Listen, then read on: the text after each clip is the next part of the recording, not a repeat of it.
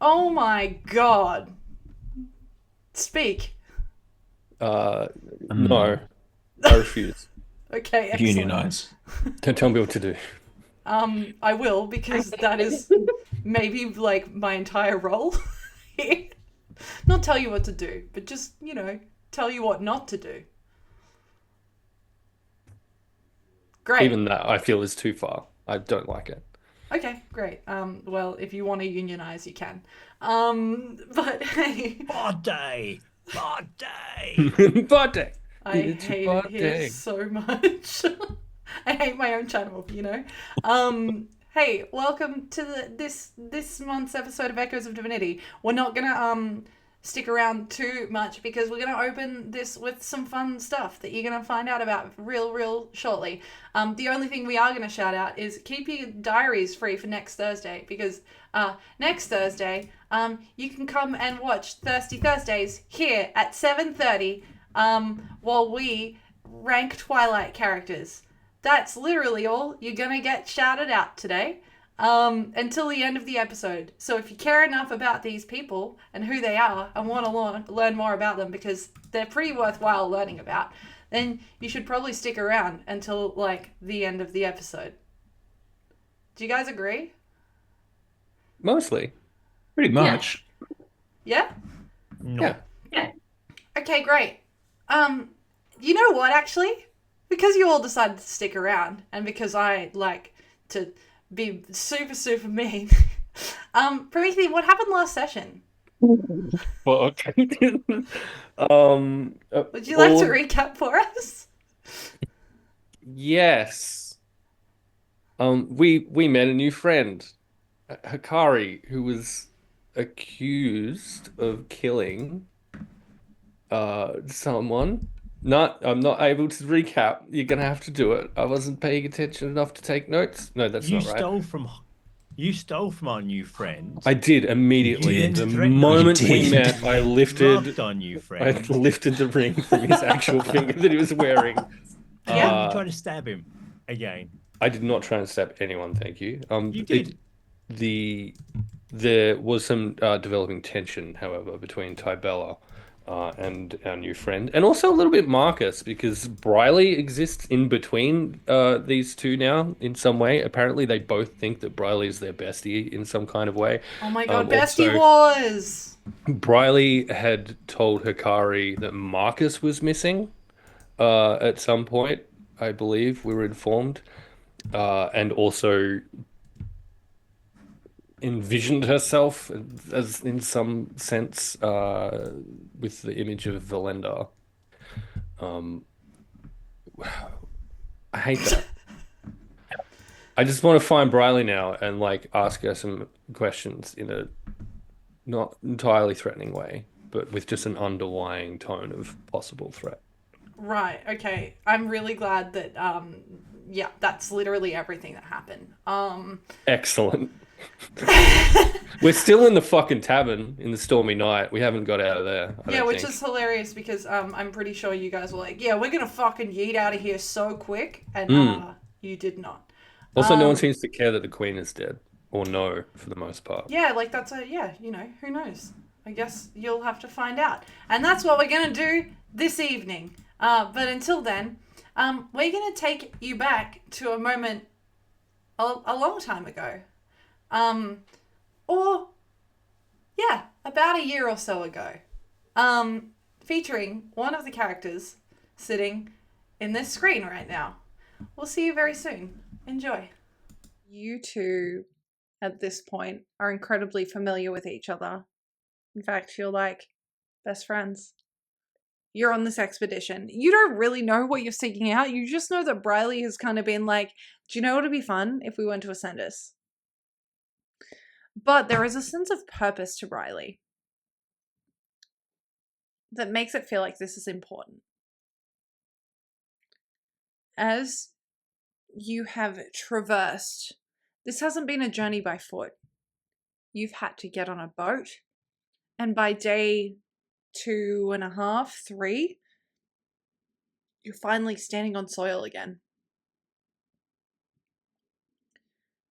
You, Hakari, have never been to Ascendus. Riley, you've been to Ascendus before. You are aware, Briley, that Ascendus, and actually, Hakari, you would be aware of this too. This is common knowledge within the universe, is that Ascendus is a place that is less than desirable to visit now. It used to be a wealth of knowledge. It used to be home to one of the largest magical schools within Damada. And somewhere in history, that school faded, and it became this abandoned building. The other haunting fact that Ascendus is famous for is that it is home to the largest cemetery in Damada. Expansive beyond all belief. But you haven't set foot in it. At least yet. As you have made your way past the border of Ascendus, there is a distinct change in the air. You traverse for a day or so, and you make your way towards a point where you find,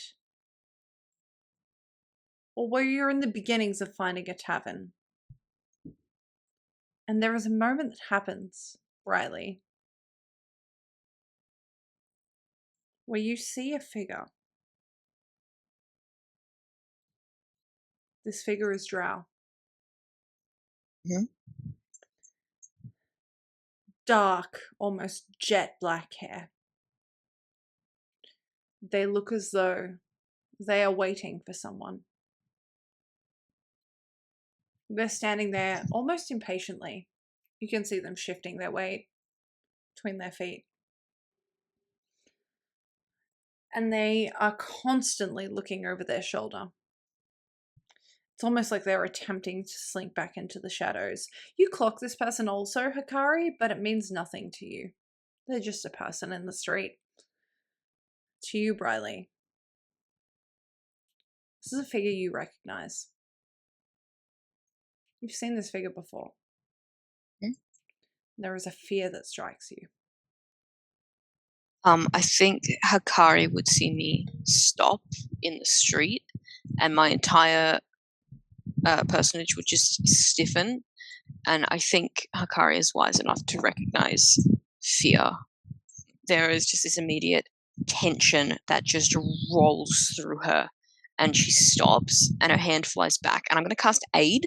So you're going to get 5 extra hit points. Not temporary hit points, just your hit point maximum is going to go up for the next 8 hours. Hell yeah, dude. And there will be like a conscious, an unconscious step backwards, probably directly into Hakari's chest. And I think that you would have been on enough of these adventures with Briley to know that once she's got an idea in her head, she doesn't kind of stop for anything. It's just kind of like a go, go, go.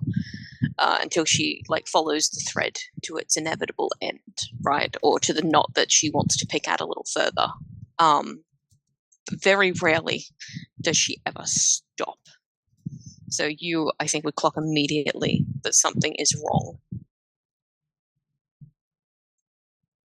Hakari will lean onto the quarterstaff next to him, and just the hand will go over your shoulder. What is it?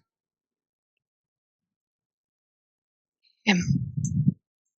What do you want to do? We can't get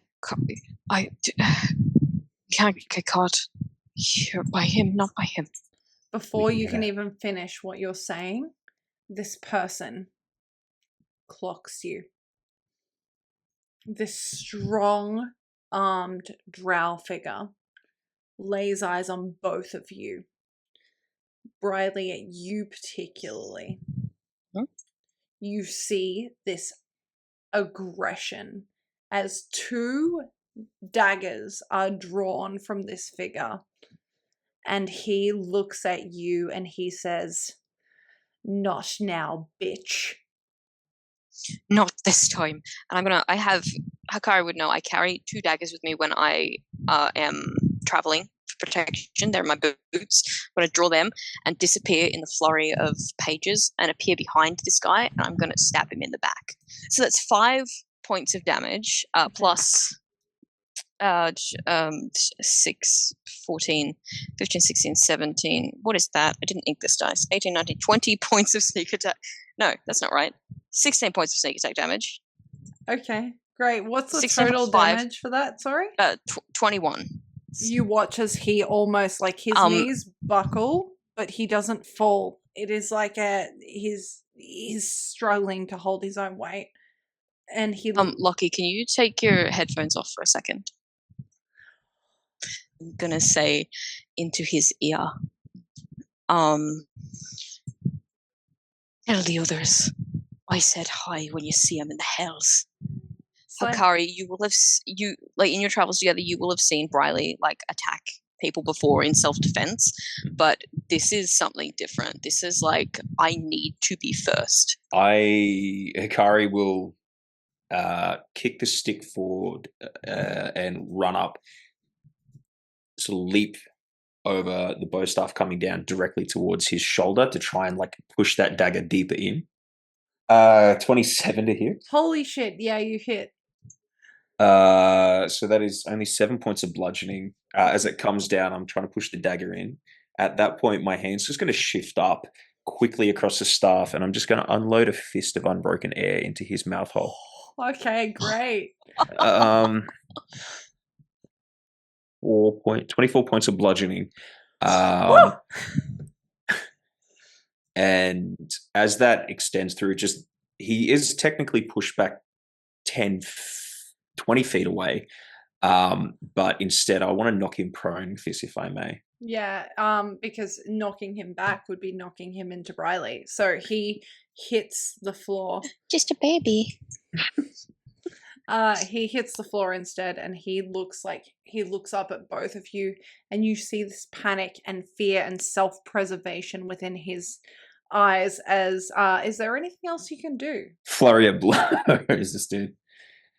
25 to hit. Yeah, and then the other one's going to be only 19. Both hit. But what's your damage? 16 in total. 16 in total. Okay, great. Yeah. He looks like he is hanging on by a fucking thread. I'll keep so the first strike was like the elbow. Oh no, the first strike would have been the fist coming through as the wind breaks and it sort of clutches his throat as he hits the ground. And then the other one's the elbow. And I'm just going to lean into his, like, next to his head and speak. You hurt her. I'm going to make sure you remember this. He spends none of his movement trying to get up. And he strikes twice. Once with his action and once with his bonus action. But only at Briley. That he swings twice with both daggers. And you see as he makes this swing, this last swing where there is like a slimmer of hope that he might hit you. But he misses. It just goes slightly wide. And as this dagger hits nothing, there is this fucking absolutely terrified fear that looks up at you. Okay, so I'm going to take one dagger. The dagger that misses is going to like miss his neck and like pin his cloak into the ground, like almost buried up to the hilt with the force that I stabbed it down. And then I take my second dagger and I just shove it up into his, like under his rib cage, into his lung and puncture it. And then even as he starts to like wheeze out his last breaths, I grab his own daggers and I'm just going to fucking start wombo combo going to town on his chest. And just shoving them both like crossed over his heart. And then I think breathing heavily, I will pull my daggers back out. I will reach down to this man's hand and based on my previous experience with people of this like nature. Him. Yeah. He has a ring. And I'm gonna take that ring. When you look at this ring, before you take it, you determine it's worthless. And the reason that you determine it's worthless is because where you would expect to see a stone, there is none. And you feel compelled in that moment. It's not worth taking. Hakari would just hear Briley let out this growl, and like she's gonna start going through this dude's pocket. She's gonna start going through. I know you have it. Where is it? He's not dead. Because he's still bleeding out. He's slowly taking his last breaths. Do you need him to live? No. As you delve through I want him dead. Do you finish him then? Do you need me to? I'm gonna take a third dagger and plunge it directly through the heart. So like it's gonna be like 2 crossed and 1 down, and it's gonna be representing loss, sorrow, and grief. The 3 of swords in the minor arcana. Yeah, cool. Yeah. And then I'm gonna continue looking for this thing that I know he should have. You delve within his pockets and you find within an envelope. The envelope is marked with a T. And you open this envelope. Within it, you find an obsidian ring. I will grab my dagger and Hakari's hand. And I will pull us both. We are running. I'm going to prestidigitate the both of us so that we are no longer covered in blood, especially me. And pulling my hood up, I'm going to change my face briefly as we run. Bradley, as you run with Hakari in hand, you glance back. And approaching the body of the drow, you see the form of a feminine drow figure. Platinum blonde hair. And you watch as she catches your glance. It doesn't last long, but in the time that she does, she drops to her knees beside the form of the person that you have slain. And you hear a cry of pain. It takes some time until you feel safe. But you do.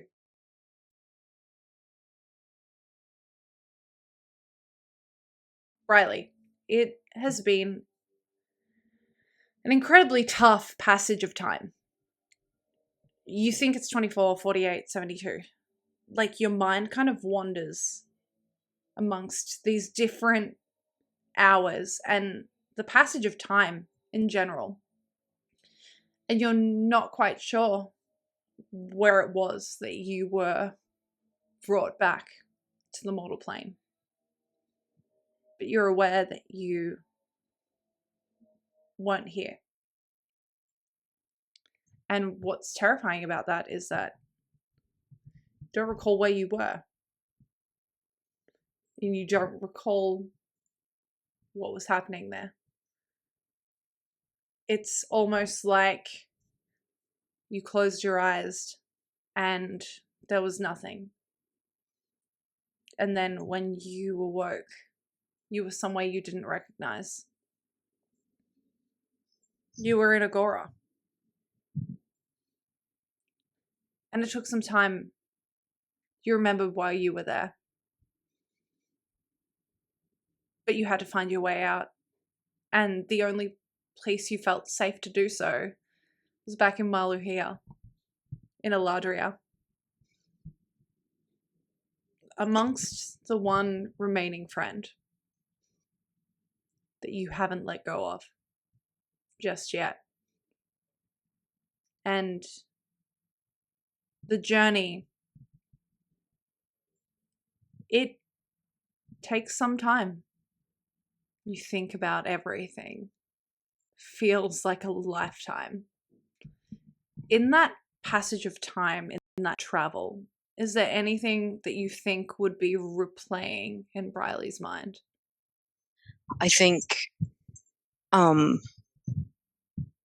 it is the knowledge that I have failed in what I set out to do, and there is fear for my mortality in response to the brutality that I experienced in response to that failure. And I think that just plays on a loop over and over and over, and I'm jolted awake every time the carriage rocks because it just takes me back to that moment. You think about the feeling of the blade crossing your throat, and you think about being forced to your knees, but it hits you square in the chest for a moment. Instinctively, you make your way back towards the Singing Leaf Tavern, the only place that now kind of feels like home within Eladria. Thinking about the fact that you haven't seen Marcus now for quite some time. And everything just feels heavy. It's been some time now since you've met Hakari. And you've shared a couple of drinks together, but to you, Briley, with the loss of Marcus and the loss of everyone that you really care about, the only familiarity that you feel is with Hakari. And it might be the slightest little strand, but it's something worth holding on to for you. And as you enter the Singing Leaf Tavern, you clock Hakari sitting in his usual kind of spot that he's sitting. You make that eye contact, but instead of stopping this time and taking a seat on those cushions, you make your way up to the rooms upstairs, to the first room on the right. Hakari, you clock this happen, and despite having gotten to know Briley very briefly, there is still so much unknown about her.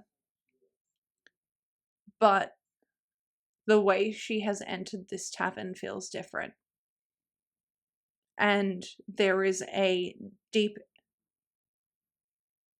pull that you need to understand why she is behaving, or why she is feeling the way that she is, why this sense of urgency to just see you and ignore you.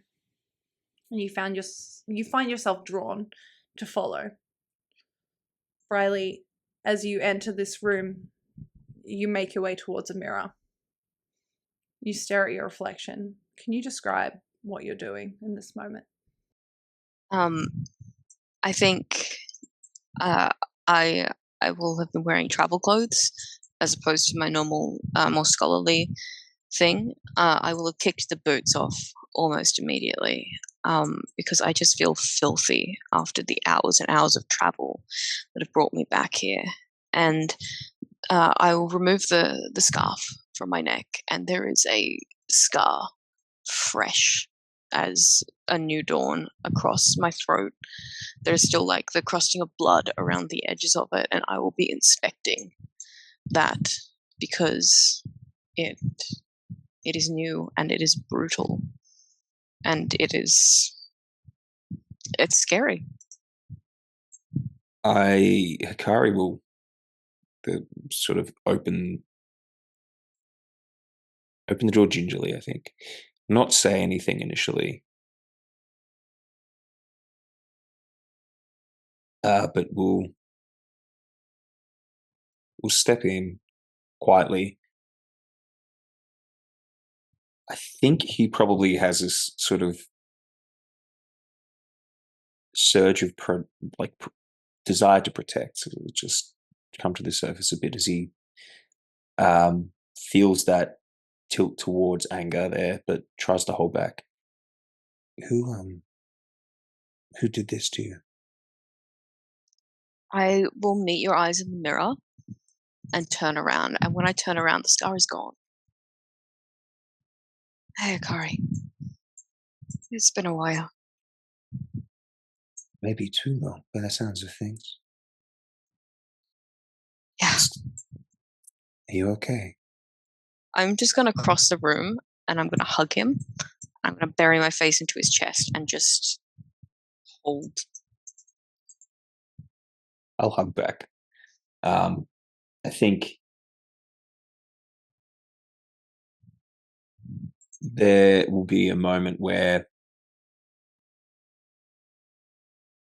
I'll sort of exhale and speak quieter. It's no reason to have anything to hide here. This is the safest place I can possibly make it for you. I know. Do you want to talk about this? I don't know what there is to say. Hakari,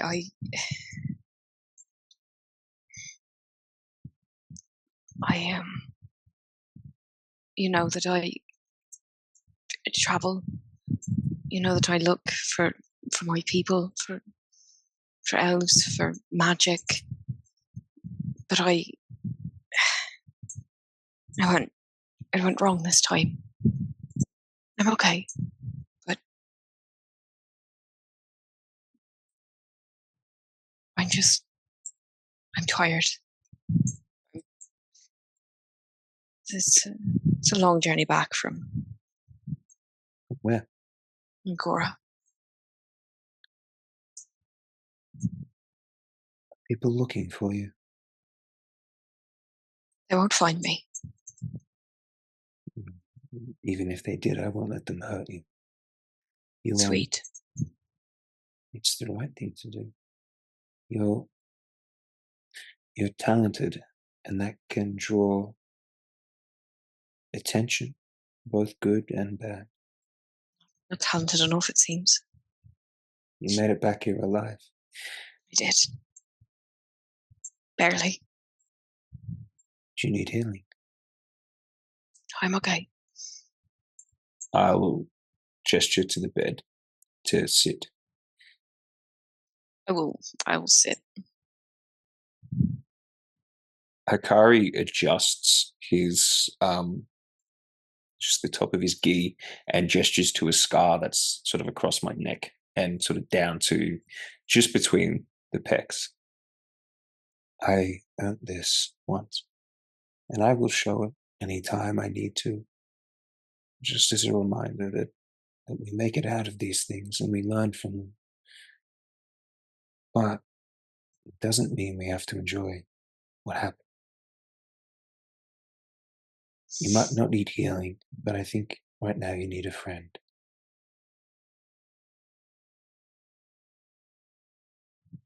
This was the first place I thought of when I woke up. This is the only place I wanted to be. We're always welcome here.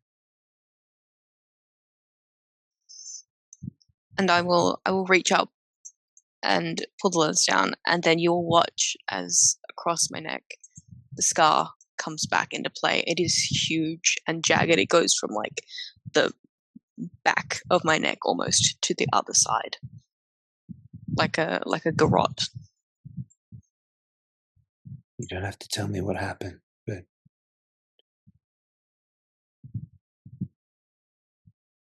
you need to know that if you are seeking revenge, maybe that's not the right thing to do, but if they come for you, if they try and find you. You won't. And they did. They didn't find me on the streets. I was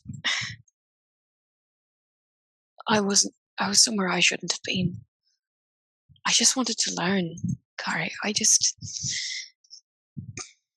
wasn't anticipating that the reaction would be so violent.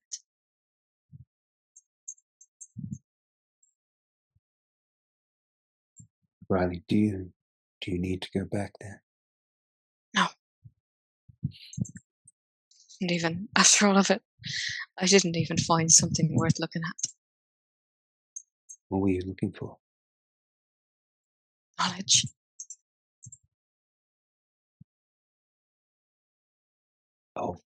Of what? Is it that important to get hurt from? I didn't think I was going to get hurt. I didn't realize that there was just a no tolerance policy, I guess, For magic? for breaking and entering.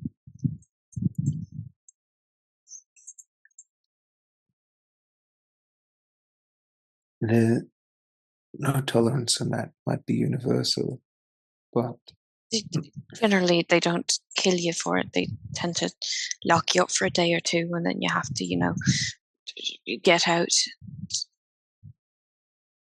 to kill someone for breaking and entering means whatever you're about to find is either really important or really bad. Yeah. Can you tell me which it was? I think the guy was just an asshole, to be honest.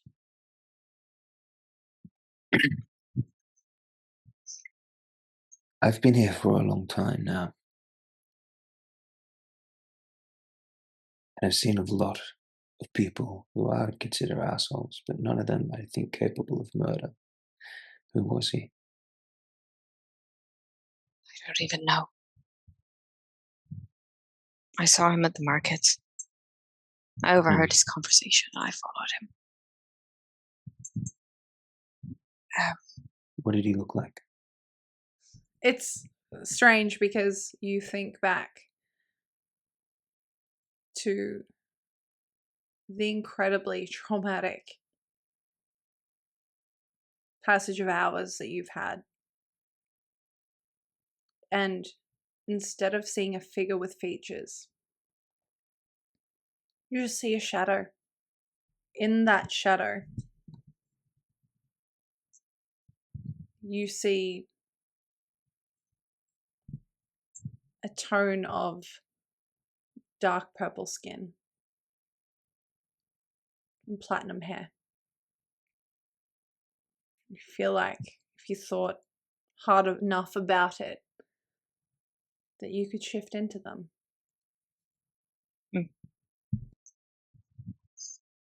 You watch Hakari as in front of you, Briley's skin changes from brown to purple. And she grows taller. And her hair straightens, falls around her shoulders in platinum blonde. And there is a drow sitting in front of you. Somewhere to start, or somewhere to be wary of. You should lie down. Sleep. I won't leave this room until dawn.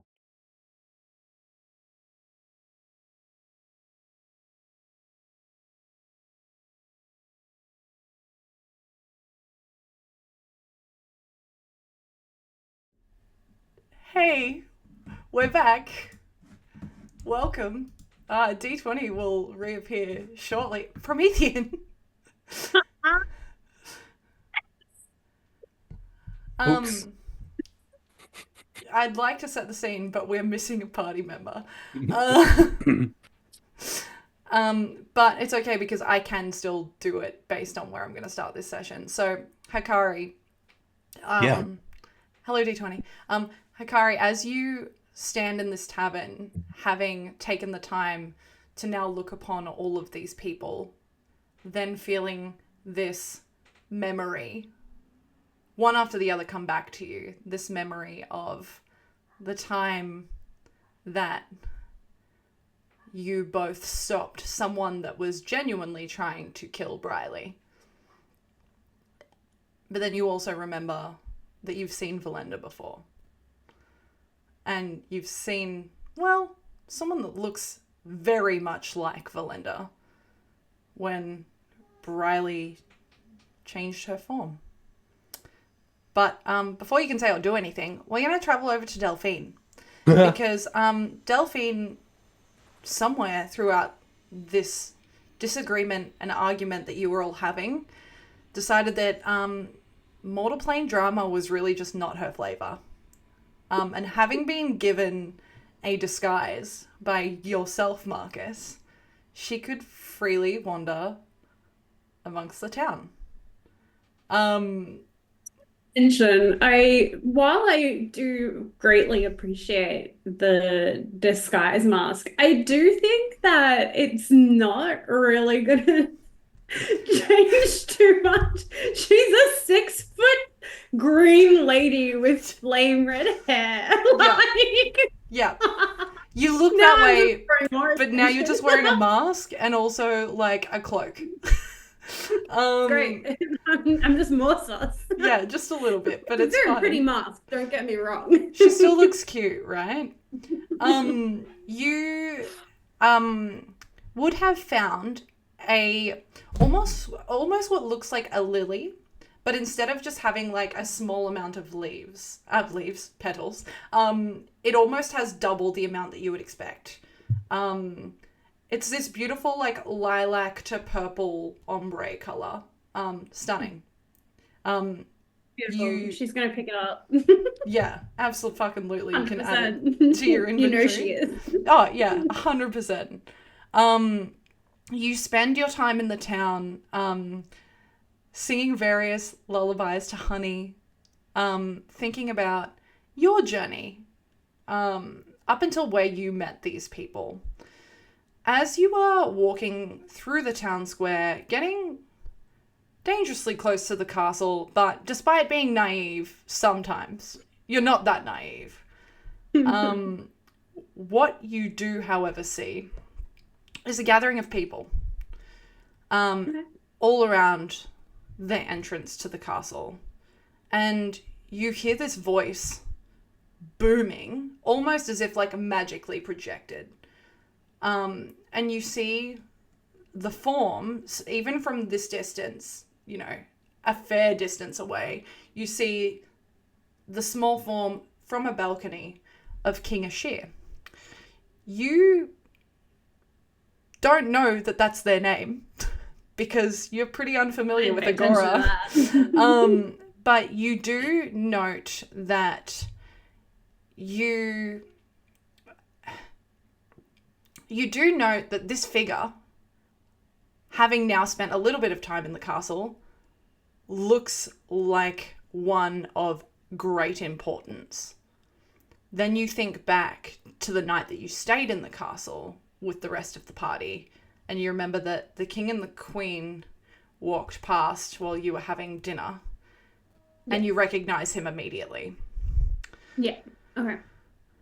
You hear his voice sounds strong but wavering as he stands above his people, and he says,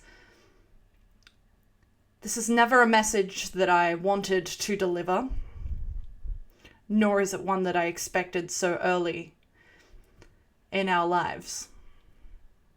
But I am here today to formally announce the death of Queen Rhaena." And you hear like audible fucking gasps. Like you even hear like the sound of someone burst into tears nearby. One thing that you know about Agora is how much they adored the queen. Yeah. Various whispers kind of fill your peripheries. And you watch kind of as King Ashir takes a moment, clears his throat. "I know this is going to be troubling news for a number of reasons. The Queen was beloved by many, and by me. It's common knowledge that we have no heirs, and so I do not have a daughter to step into the role of Queen. But, being that there is no one left in the family to take over, I will be stepping in as king and as ruler for the time being. you hear someone nearby, like, immediately kind of say, "King? Formerly king? We haven't had a king in Agora." And you hear kind of variations of this whispering and muttering about Agora not ever being ruled by a king in as long as anyone can remember. It's always been the queen. Yeah. I know this is not what you expected to hear. And it is not the final decision. This is just temporary. For now, I will take over for my late wife until the populace, yourselves the people, get an opportunity to decide who their ruler should be. Whether that be me, or whether that be somebody else.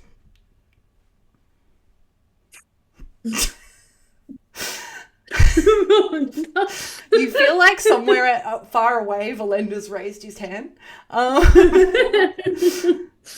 So there's a shift in the force. Yeah. Like. The fourth wall is broken. And he says, I will keep Agora updated and I will keep Agora safe. Until then, please allow me time to grieve. And he does not wait. He slinks back into the castle and curtains are Can drawn. I see the handmaiden anywhere lurking Rayella? in the shadow? Possibly, yeah. Make a I've got her name. perception check for me. I've been practicing rolling my d20s tonight, and they're not good. I have Excellent. 3 options in front of me right now, and none of them are great. Oh.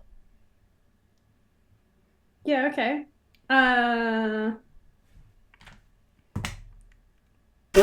What's perception again? Huh? Hang on, give me 1 second. I'm having a moment. Hey, take all the time you want.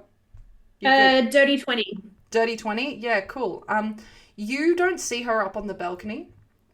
But what you do see, almost like the second you kind of think about her, you start to subconsciously scan the crowd when you don't see her standing up by the king's side. And for a moment, you see the flash of kind of her dress as she moves amongst the crowd. And almost like disappearing into thin air, it's like she is gone in the breeze. Just completely disappears out of sight. But it's unmistakable, it was her. Okay. Little Delphine is gonna skedaddle her butt out of here. Yeah, cool. Yeah, okay.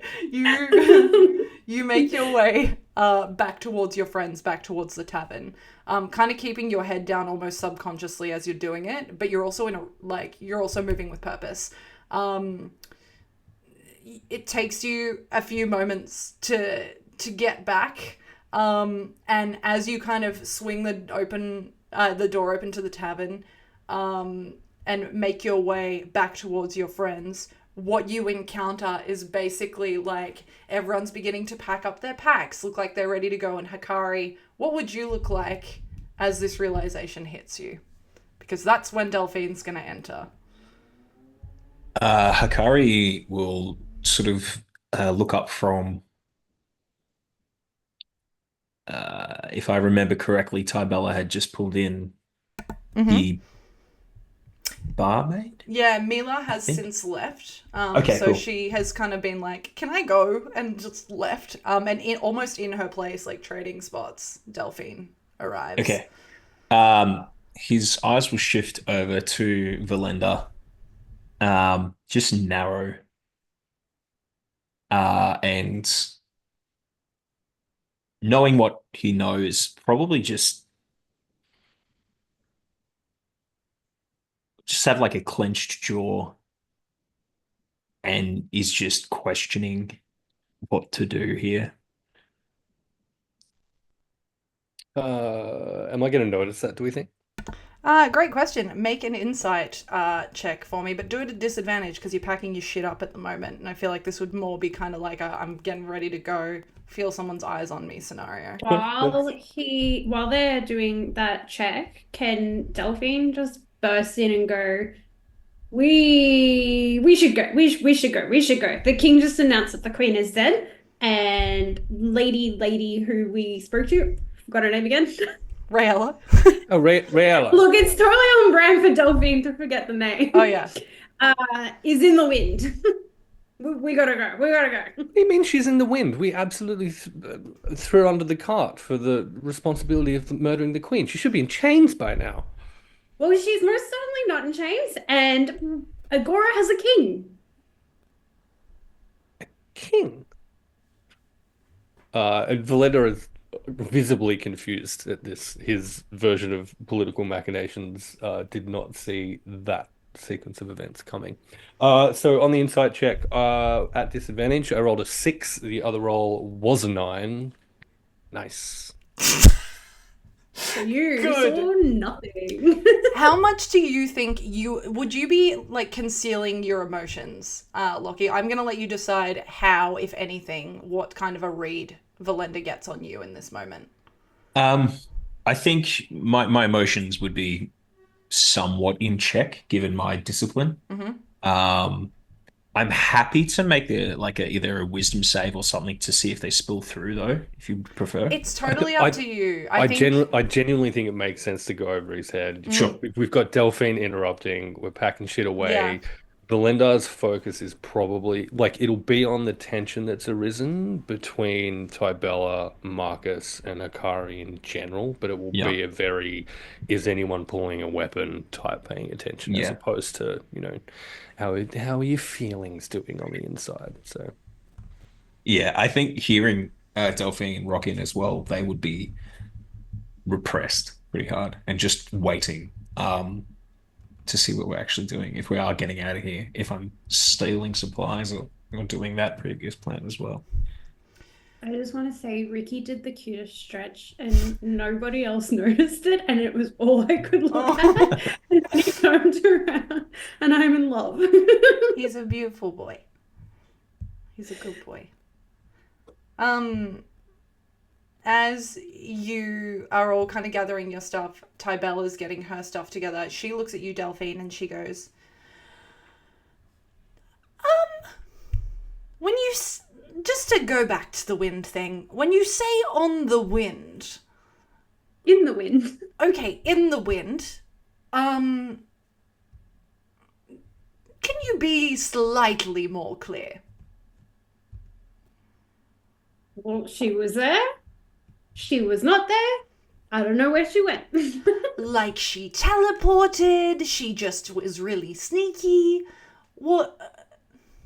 It was like 1 minute I'm looking at her, walking amongst people, and the next second she's just gone. Like I can't see her anymore. I don't like this at all. I don't like it either. She could know where we are. We gotta go. Great. I am with Delphine. Marcus, Hakari, Velendar, Scarlet.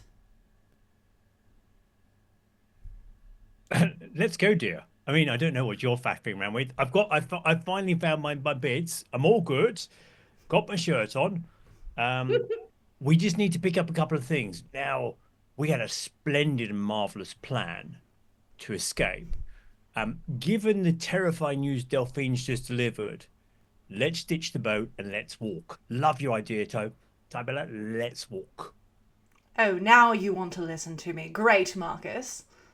It's not that we weren't listening to you, Tybella. We were just, there's a bit of cutting and whatever else. Not important. We're being hunted. Let's leave quickly. So we're being hunted, but you want to stop for a shopping trip? Well, no. Hakari very generously offered to pick up a few things, and we can meet him by using subterfuge. And Velendar's plan of putting on disguises, which Velendar will be throwing at everyone individually at this point. The cool disguise wear he's been crafting. Delphine, we need to walk in different ways, is what Velendar told me. I've been practicing my walk for the I last don't 2 know minutes. how to walk one way. My but- parents only taught me one way to walk. Delphine, for you, perhaps just slouch a little. I think that will cover it. I have a crazy idea, and you know what? This might throw some spanners in the works for poor Marcus. Why don't I just wild shape into like a cat? No one's gonna be paying attention to a cat. You can do that? I'm a druid. Are you? Yes. Sorry, the sword and whatever threw me. I mean, Feywild. I'm sure. What type of cat? Did the green skin not throw away? Does it like, fucking give matter away? what type of cat? It doesn't. It's a great idea, and we can absolutely use that to our advantage for other opportunities as well. Okay. Someone so- else will just have to carry my pack, but Honey's used to running on my back. Give me as your a cat. fucking We pack, can do it. Delphine. I will carry it at this point if it gets us out of this town. Hakari, do you have enough money? Uh, Give me that list. You do give me a list. I Yes. will take some extra money if you're willing to Okay. to part with it. So here's a handful of gold. Just take Okay. this now. I've been very How's the careful. gold? Look, here's another handful of Here's gold. some more. Here, take the silver as I well. have some silver. Gee, So if we use the Agoran coin here, it will raise less bits. Now, Velendar keeps telling me not to use Fuck, which one's the Agoran coin? Hang on a moment. it's the one you gave me, the one with the queen's head on it. Yeah, you're right. Boy. I mean, you I don't want to give the I have one, surely. Are they going to be worth more now? That's Oh, yeah. it could be. Anyway, Hikari, here's Yes. actually, I'm just going to stuff it into a bag. Here, just take this money. Okay. Just How Okay. much are you handing over? I'll give him 250 gold. Whoa! Excellent. Well, I've asked for a few things. I mean, Velendar will take the gold that he gave to Hakari back. Okay, excellent. Honestly, forgot that Marcus is our sugar daddy. I think that will cover it. Excellent. Yeah. All right. So I have 200 gold, and I can 250 obtain gold, dear boy. 250. Yes. Apologies. So, Delphine has definitely decided that she's going to wild shape. Mm-hmm. But before she does that, she just presses the lily that she found into Hakari's hand and just says, "Make sure you keep it with you at all times." Okay. I'll tuck it in my headband. Cute. She's not gonna expand on that. Just everyone's got a flower so far. There is a reason.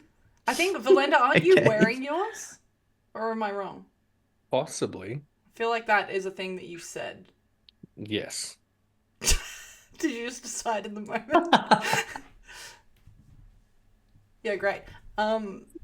Yes, you were. Excellent. So, yeah, cool. If you look around Hakari, you can see Velendar's also wearing a flower. Not the same one, but like for someone that brands themselves as like a sneaky little rogue, the flower's a little bit out of place.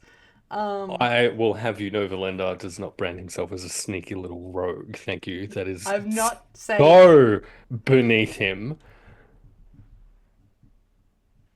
as you were. So, Hakari, you are heading out shopping.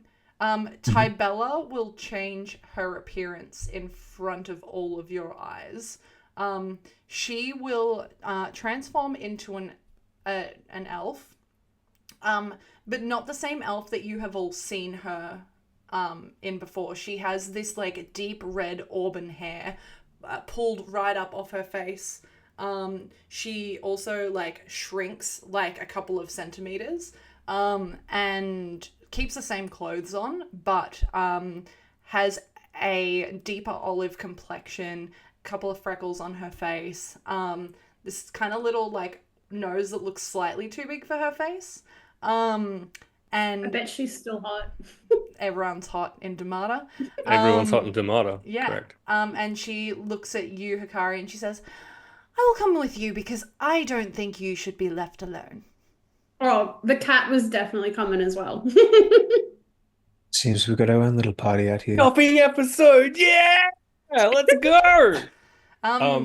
Also, Velendar will go just point out to Tybella real quick. I really wish you would teach me how you do that. It'd be very, very useful. No. Fair enough. And she turns on her foot and doesn't wait for you, Hakari. She just heads out to the front of the tavern, awaiting you, I guess, to join her. We'll meet you at the North Gates. Okay. Delphine's going to pretend that she knows what North is, but the cat, you can even tell as a cat, she looks confused. in an hour's time, Hakari. That should give you plenty of time. Velendar, myself, and Scarlet will not get arrested. How's that? That works. Does me, dear boy. Go with our list. Thank you. I'll Velendar? take the list. Okay, so here's what we're going to do. Shopping. You can find various places to find the things that you have been tasked with finding. And what we're going to do to save the time is to... we'll tackle it as a roll. Sure. So what's going to happen is you're going to encounter, a couple of different shopkeepers. I would like you to tell me whether you think Hakari is the type of person that is going to barter for a lower price or whether they are just going to take face value. I can quote you what face value is for all of the things on the list if you would like first. I think the only things he is going to barter on, if it comes to it, will be silk ropes. Mm-hmm.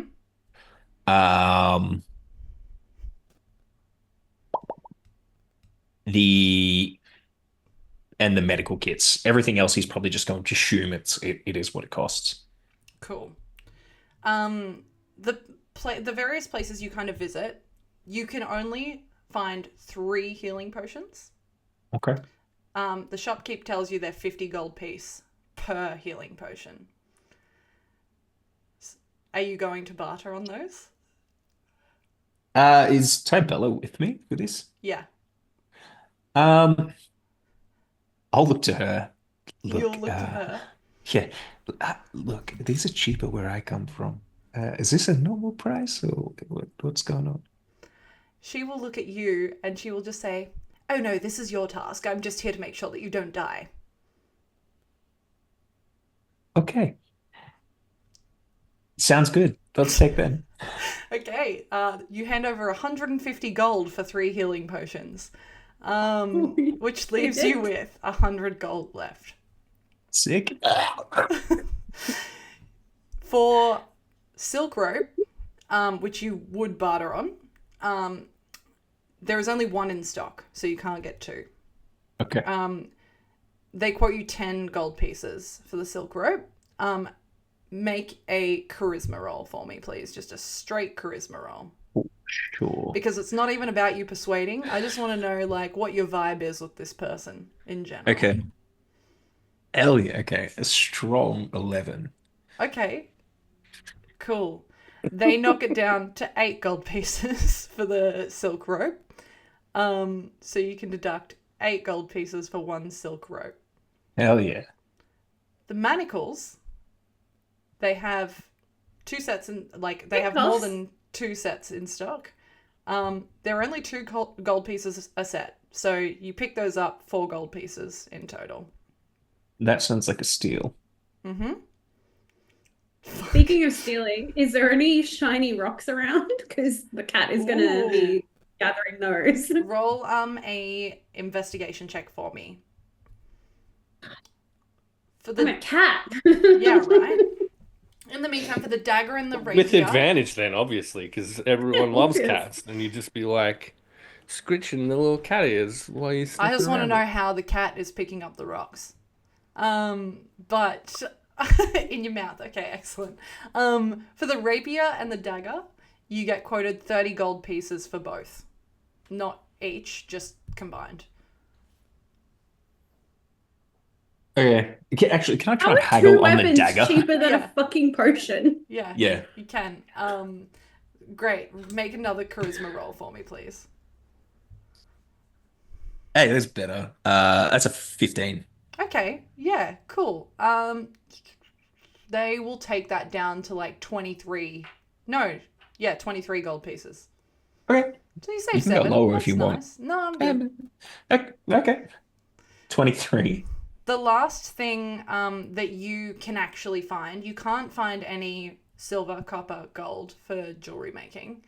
But what you can find is like an assorted gems kit. It's kind of like a, hey, you're just starting out in jewelry making. Here's all the gems you could ever need. And it's Cat Delphine's eyes. yeah. Giving me like a bedazzled kit or something like that, right? Yeah, basically it's like one of those diamond paintings. It's just all separated into little like, yeah. And it's enough gems to make 3 significant pieces of jewelry. Okay. So like not just like a ring, like you could make a necklace out of it. And different types of stones, sizes are sorted. It is 200 gold pieces that you get quoted for this. Cat Delphine rolled an 11. Cat Delphine, you're looking for shiny rocks? Yeah. Okay, I found them. You find like just a pebble that looks like maybe it's like had a lot of running water go over it. It's not shiny, but it's really smooth and rounded. It's this really nice like white grey color. You could probably pick it up in your mouth if you wanted it. Yeah, she's gonna take it. Yeah, so you can add a smooth pebble to your inventory. You also find what looks to be like almost, it like catches a glint in the sun, and you kind of scamper over as a cat, and you look at it, and it's actually just like a piece of twine that's like rolled up in a ball. And yeah, and you just kind of go boop at it because you can't help yourself. You're a cat. I'm a cat. Where are we at with the gemstones? So I have a question. Okay.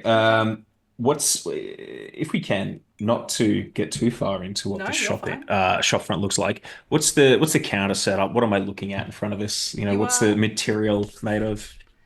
You're looking at a like small forest gnome. He has like this grey beard that goes almost all the way down to like his mid chest. He's wearing like a cap, like a little hat that looks like he's probably worn it since the day he was born. It's dusty as fuck. And he's got like these eyes that are just slightly too close together and like crow's feet that kind of extend out almost all the way to his ears. It's a really weird thing to look at. But he's still kind of hot because it's Stomata. The counter though is the counter is made of wood. And it's polished wood. It's really nice. There's like what you're looking at, you're not looking at this like out on top of the counter. You're looking at it like under a glass case sort of thing. Okay. All right. Yeah. Oh, Delphine was gonna try and sneak a few. Yeah, I was gonna try and steal it. Because that would have went well. Yeah. I mean, you're already wanted, so why not? I mean, I'm not yet. No, Hakari's not. Neither's the cat. What? I'll go to him.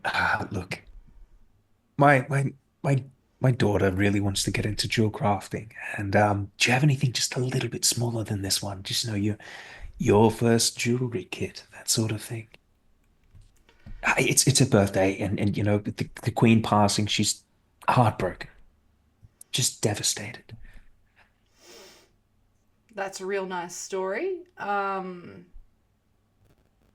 Happy birthday. I could probably like throw in, I don't know, if she likes yo-yos, I could probably give her one of those. But I don't have like your first jewelry kit. You could probably try I don't know, you could probably try somewhere else. You could probably try, I don't know, maybe head down to Ascendus. They might have something fucking cheap for you. Can I see the gnome? You said he's a gnome, right? Yeah. Can I see his ankles? Because I'm gonna bite him.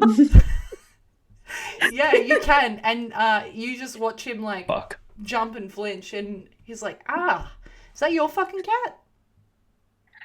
It's my daughter's cat. Yeah, she She came with. Bloody menace of the world. It is. It Cats? is. She said I'm working with a cat daughter. My wife left me. It's hard. It's a hard time. Wow, Anyway, that sounds real tough. Maybe, Nobody's taking the shopping trip serious. you know what? Yeah. It would. look, If I could help you out, I would. But you know what? I have a daughter. It's her birthday today as well. Happy birthday. My wife also, left me. So times are fucking hard, man. But do you know what does help? Therapy. Gold. Not surprised. Therapy She does it. left. Does it? Okay. I have And you know what else nothing. heals a broken heart? Your first jewelry kit. 65 gold pieces. You know what heals a broken heart? Money. What's that? In my pocket for me to provide for my family. Tell you what would 65 gold get me? Probably get you a ton of yo-yos.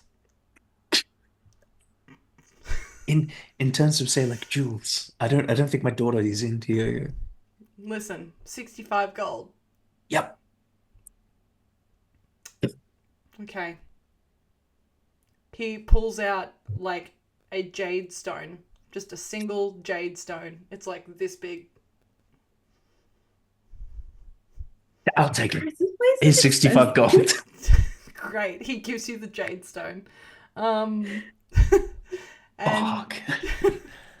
I'm gonna hand him a green ice cold apple. It's for your daughter.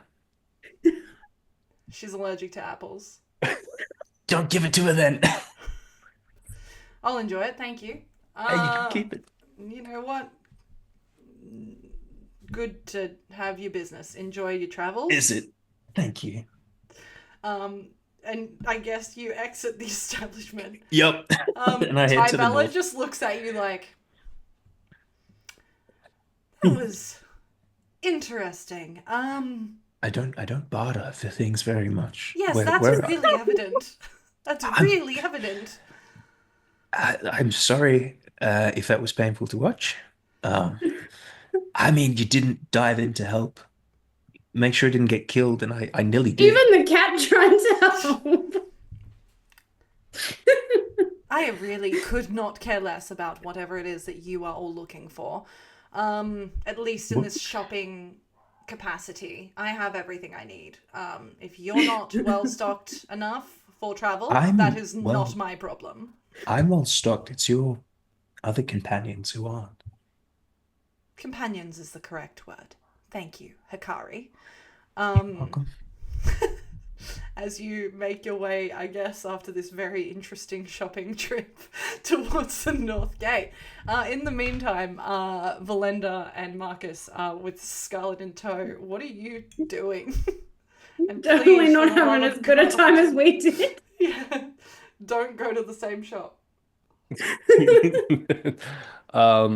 I think Velendar, disguised, heading to whatever like their rendezvous point for exiting the city has been established to be. We'll probably just hoon around a bit, try and slink around with some of the more kind of ne'er-do-wells of the city, and just see if there's any kind of cool little rumors popping up about the death/murder/assassination/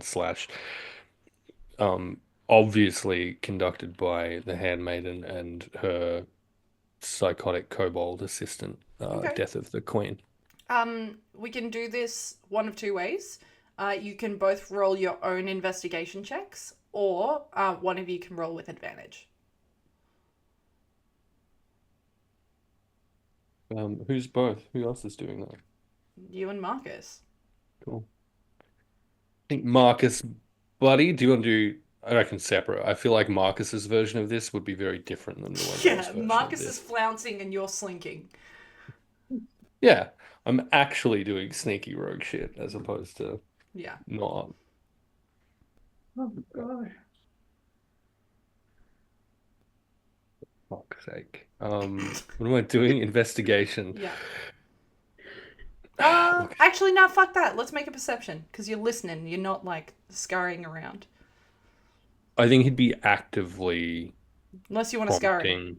Yeah, he'd be scurrying. He'd be actively prompting, and I think we discussed Marcus and Velendar have definitely discussed this, just kind of planting those seeds of Oh, you're gonna make your own rumors at the the same time? pre-established rumors in the absence of anything forthcoming. Great. We'll be planting those rumors about the kobold, about Rayella being under the influence of the magical wine, and Okay. about the vision of the Queen's spirit that declared a bunch of people to be her champions, who successfully defended her. Okay, excellent. Let's tackle what you hear before we decide what you plant, if you plant anything. Okay, sure. So 9 makes that a 14 for investigation. Mm-hmm. You hear a couple of different things. People are riled up about this scenario, so like there are more serious kind of things that you hear, and then there are like someone obviously just said something stupid. Like you hear at some point you hear someone say that like the queen ate a bad fish and like it just didn't sit right with her, food poisoning, dehydration, dead. Sort of scenario. You hear a lot of like, oh, maybe she just died in her sleep. Like, she wasn't that old. Like, no one really hated her. Surely no one's tried to hurt her. Like, there's a lot of that. The idea of someone killing her isn't really too prevalent on the wind. You do hear the mention of a kobold.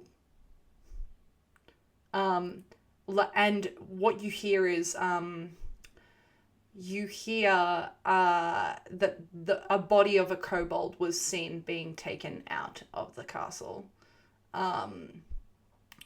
Whether they were responsible or not for it hasn't really kind of come to fruition.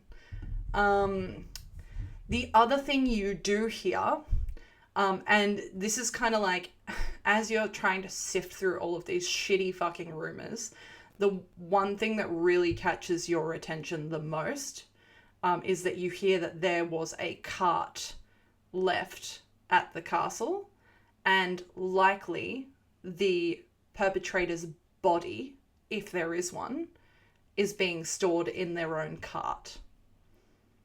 And you remember that Astron's body is still in the cart at the castle. So when they say the perpetrator, you put together that Astron is likely getting the blame for this right now. Perfect. Marcus, what was your role, buddy? 16 DM. You hear a lot of the same. You hear a lot of the same. You do hear, additionally, you hear that the queen had guests the night before, but no descriptions of the guests or what they were there for, what their deal was, etc. Okay.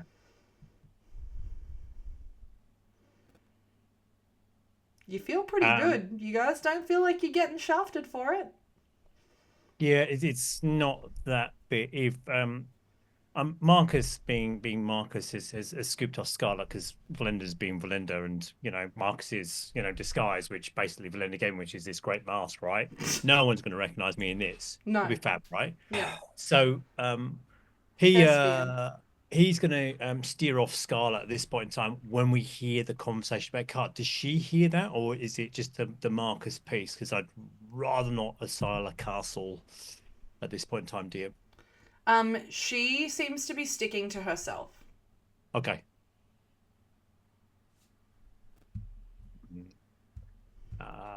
Again, I practiced the walk that Velendar has suggested I should do, and it's kind of more a leg dragging moment.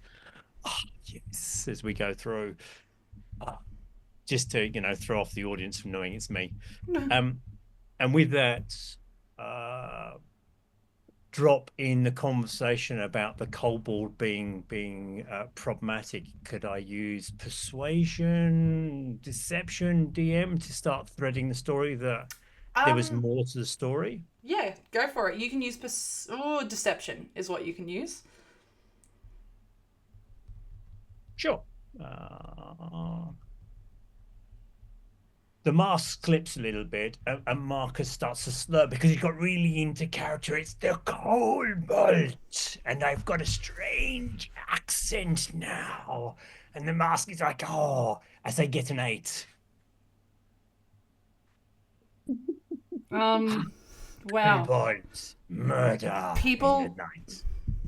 People like seem to be interested in what you're saying, but you get the sense that it's not because they believe you, it's because it's like the theatrics of what you're saying is interesting from their day-to-day boring lives.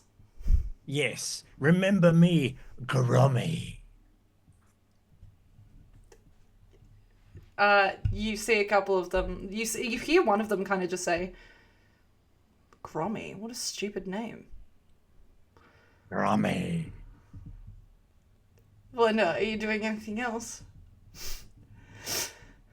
No, you're just gonna let Marcus cook? Yeah. Mm-hmm. Let him cook. Great. That exact scenario is probably why Velendar is not hanging with Marcus whilst that attempt is underway, and he'll do his stuff and then just head to wherever their little rendezvous point is, presumably close to like a set of gates out of the city. Mm-hmm. Yeah, cool. As you make your way through the town, you hear various versions of this story, and different stories, and nothing really strays far from what you've already heard. You never hear the mention of the Thornberry. You never hear any of your names or your companions' names. There is nothing that feels like it directly ties itself to you all, which is a nice fucking feeling for every single one of you. It would be if it wasn't Velendar, because that probably increases his suspicion more than anything else. He would expect to hear something about one of them other than Astrid, and it will make him a little bit nervous as a result. Also, because now the king is in charge, and that just does not make sense. Rhaella killing the queen only for the king to take over. It's irritating him. You all, I feel like you're not hiding this very well. I feel like Marcus clocks this pretty easily. Or he would if he wasn't being so fucking theatrical the entire way back. Like, you can hear him as, like, you're walking back. You every now and again, you just hear him say Grommy very... Grommy. Yeah. Fuck, everyone hydrate, please, for the love of God. Holy shit. I only have ice cubes. Does that count? It does. It does. If you counts. want to crunch a cube, it's fine. You don't even need a crunch. You just need to give it a little lick. Don't choke. I didn't spit it back out. Well, it wouldn't be the first time someone spit on this stream. Hey, as you fucking hell, guys, please, I curse at you despite me making the joke. Settle down. Yeah. Okay, great. DM, just as we're going through the thing, given the conversation that Rhaella has mysteriously shifted off, that's the one thing Marcus is actually genuinely fascinated about, and he's looking around to see if there's Rhaella's kind of shape. If I'm trying to work out from Delphine's story. Did it sound like it was a teleport type spell, or was it a misty step, or some magic that Marcus has heard of to do that? Yeah, you don't need to make a check for this. You have been around this type of magic before because you would know that your friend Briley had access to Misty Step. Okay. The description of like disappearing or being, in the wind is something that, like, when you think back to Briley Misty Stepping, it's almost like she would just disappear into thin air and reappear. In that case, Marcus is going to actively look around to see. He's not got Velendar's skill, but he's going to desperately look around to see if we're being followed or watched, because we heard a conversation from our previous companions that she kind of disappeared beforehand and she used magic, and there's a piece. So when we get to a a corner. Marcus is I'm just going for a wee, and then I cast Detect Magic. Just in a random corner in broad daylight? You're just gonna... No. So it's literally I'm going out and literally nip around a corner, Yeah. cast Detect Magic out of sight, and then come back looking. I just want that sense of there's a magic user around us. We've got some sort of at least 10-minute kind of, or a bit of an early warning. It doesn't ping immediately. Yeah. But like there are moments as you're kind of traversing through the town where like someone's jewelry you'll see glow, or like a faint arcane aura around it, and you can kind of feel the power emanating from it. Sort of signatures like on within kind of the wind or the air or of people in general. Not so much. Yeah. So DM Marcus is mainly focused on people's hands because Rayella had a ring, and it's that magical ring bit. So I'm Okay. rather than worrying about all the other presences, it's anything that has magic around their hands, just to kind of sense it. Definitely sense some rings in general. Yeah. And it's one of those things where you kind of look and you look at the person, not Rayella. Look at the next person, not Rayella. What does happen though, as you're kind of walking through, you feel like for a moment your body just goes stone cold, like just almost an immediate shift in temperature. And it's kind of like when you get a brain freeze, but it's your entire body. Velendar, you feel this too. You both just feel this like full body brain freeze take over. And like it almost kind of takes your breath away in the moment, and you both within your mind hear tick tock, and it disappears. And then your body goes back to its regular temperature. Marcus desperately picks up the walking pace. Right. Yeah, cool. You get back to the you all kind of meet up at the North Gate. Hakari, Delphine, and Tybella get there first. And you can kind of see Tybella is standing there in this elven form, very impatiently. You see every now and again, you would all like, she's not hiding this very well. You would see that every now and again there's like at Hakari, just like a disdain that she just like looks at him, scans his form, and then looks back, waiting for you all to fucking arrive. As you all reconvene. Yeah. Delphine's begging for pets. Yeah. Scoop up At Hakari's feet. She's like, I'll pick her up. Scratch. yeah. I'll let you like run the shoulders as well and just sort of hang out up there. How long were we shopping? Because this spell only lasts an hour. I'm just gonna like crush this food. Like... Yeah, unfortunately, oh, this is real bad, Delphine. Tick tock. It's just like, Delphine has a habit of just magic, you know, in public in Agora. But hey, the good news is that good news is that no one's actually paying too much attention to all of you at the moment, because everyone's fucking panicking about the Queen and you guys are near the gates. You're not stupid enough to be standing right at the gates next to the guards. Maybe Hakari. No, I'm joking.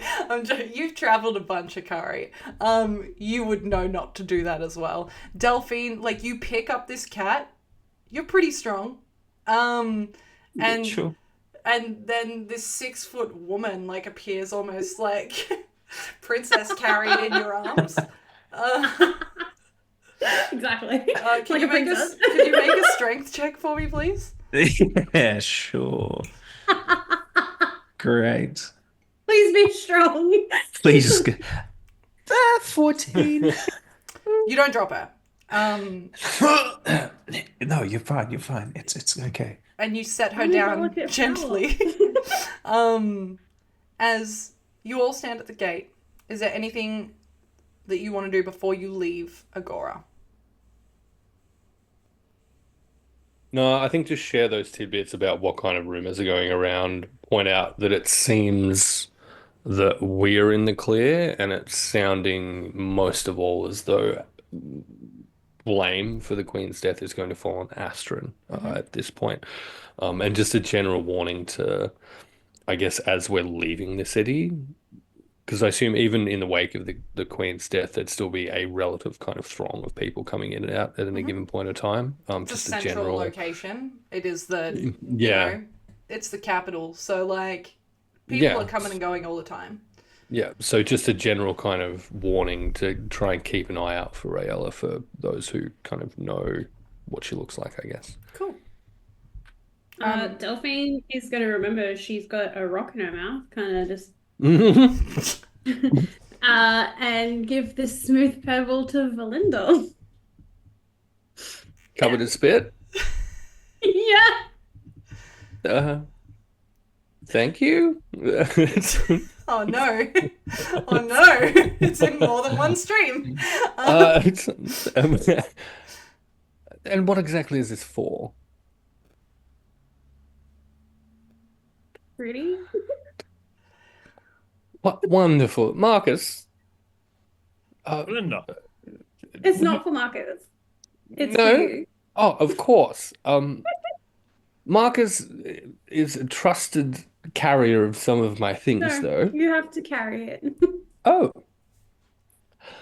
very well. And Velendar will pull like some kind of, silk handkerchief or something and just like wipe it down a little bit, and then pocket it. Yeah, great. You have a spit-laden stone that you can add to your inventory. No, I have a spit-laden silk handkerchief and a perfectly dry stone. Thank you. You don't know.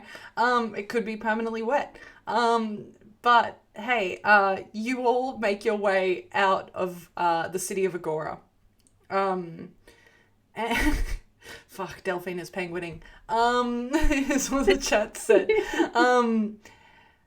You've travelled to Kaivalya before from Agora. Hakari, I don't think you've come this far before. No.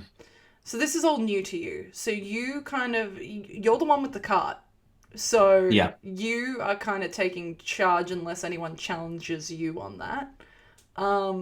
With the cart, but directed by these companions.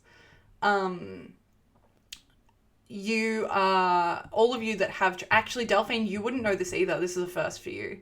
But for Scarlet and Marcus and Velendar, you've all done this trip already. So you know that it takes 2 days to get to Kaivalya, specifically to Namrita, if that is the destination in which you are going. Velendar would recommend it, and more specifically would point out if we want to find more information on this Briley situation, Scarlet's mother, any number of things. The Cord's I should Edge. probably, yes, Tybella, have a conversation with the Edge. It's long overdue, but we have a bartering piece that we didn't have before. We have the book. You're just And going when I say to go we, I mean I, to be clear. You're just going to go and flash it around to anyone that will look at it. Absolutely fucking not. Okay, No. great. That's what it sounded like. Here's the thing. I left the Court's Edge. They don't appear to have sent anyone after me, which indicates that they don't particularly care, which is great. But they're not typically fans of their agents just roaming willy-nilly out in the world. I would have expected something. So Maybe full disclosure. I nearly called you Tybella. Maybe Velendar, you are not as important to them as you think you are. Oh, you mean as I am to you? Not to me, darling. To your family, maybe. Your words, not mine.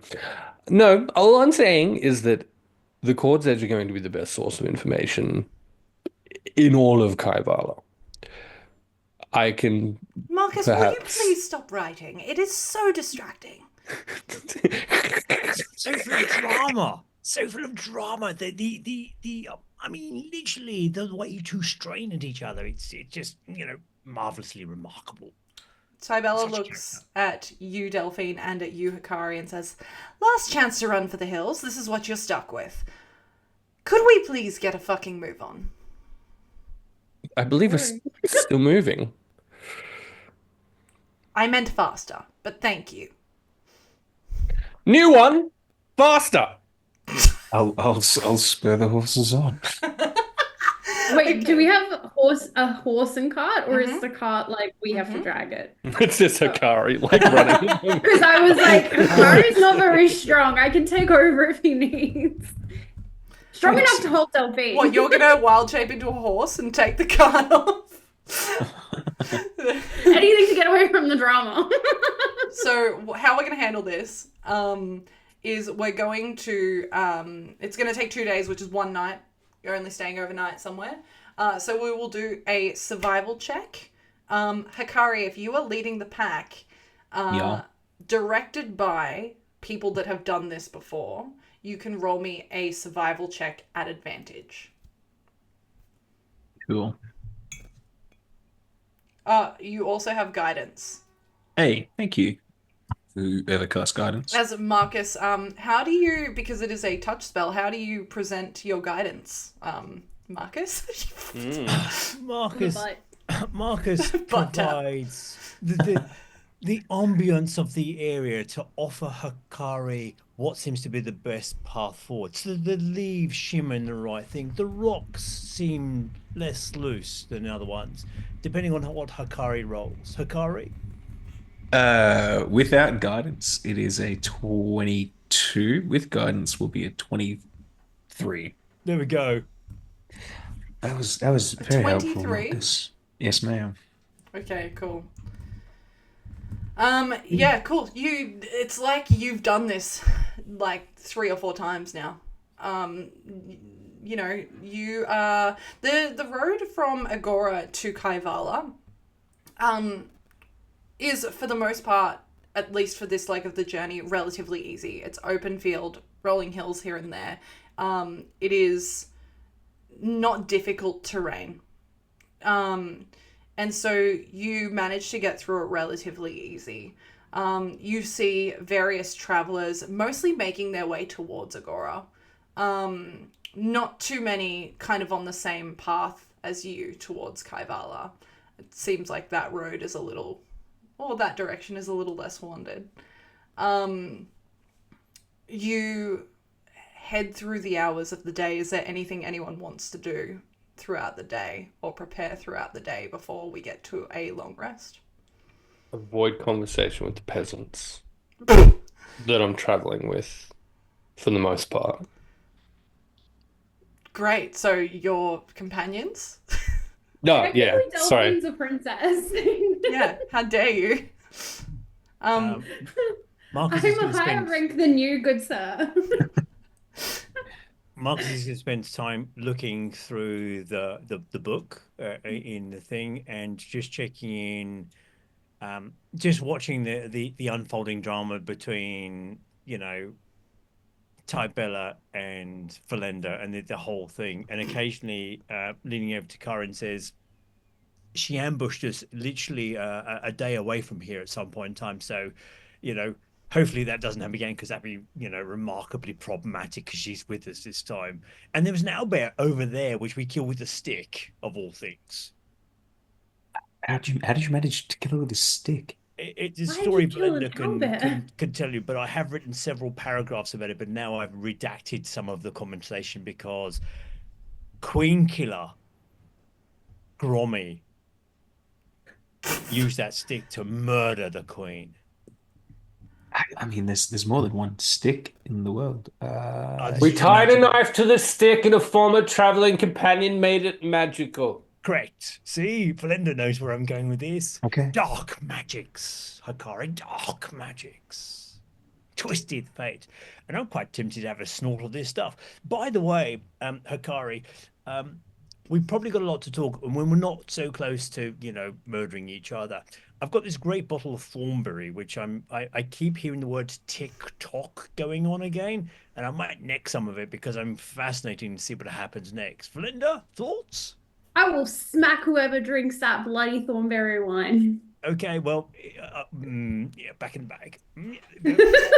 Typically, Marcus, I have no issue with consumption, but I will again point out it is a sipping wine. If you're going to imbibe, do not have more than intended. Have you all taken this before? No. Yes, quite significantly. Delphine, no. I'm quite curious, though, Delphine, what might actually happen if you were to. Are you all fucking stupid? Listen, I'm all for you all taking the wine. You do whatever you want to your bodies. However, may I remind you that you are all, myself included, potentially at some point going to be put in the mouth of people at Agora as the potential murderers of the Queen. On top of that, Thornberry wine is going to be found at some point in that castle. You literally have a bottle of it right now. Probably should get rid of it and the Thornberries. Do would not be my suggestion. get rid of that bottle. The Under other thing any that I will say, circumstances. can you shut up for 5 seconds, please? Are you going to count or do anything? No, you're just going to listen. That would be a fucking first. I think at least wait until we get to Namrita in the safety of some sort of fucking tavern, and then you can all do whatever you want with this wine.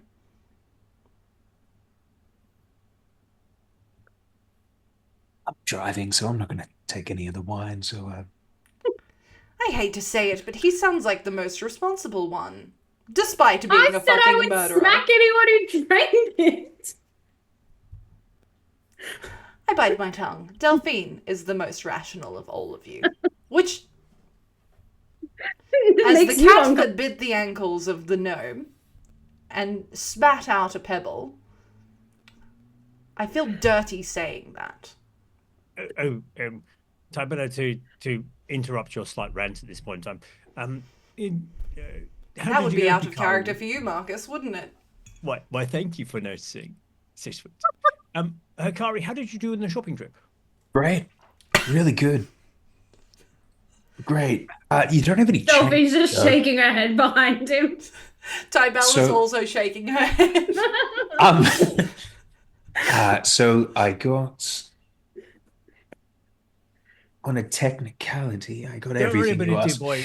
It Yeah. just if you take one of the potions and we hopefully you got all 5 of the potions. So you take one, Velendar needs one, and then we'll give one to Delphine as well, and then the other 2 we can just use a bit later on. That's good. Yeah. What would you say if there was 3 of them? Well, again, at the moment, my math is anyway. That's a conversation for later on. You keep one for the moment. Velendar keep one, and if I can give one to Delphine as well. I don't need healing potions. I can heal myself, thank you. I don't need one either. I have magic. So Marcus, you should probably keep it. Sure. I no was problem going at to all. say maybe you keep it what you need, Marcus.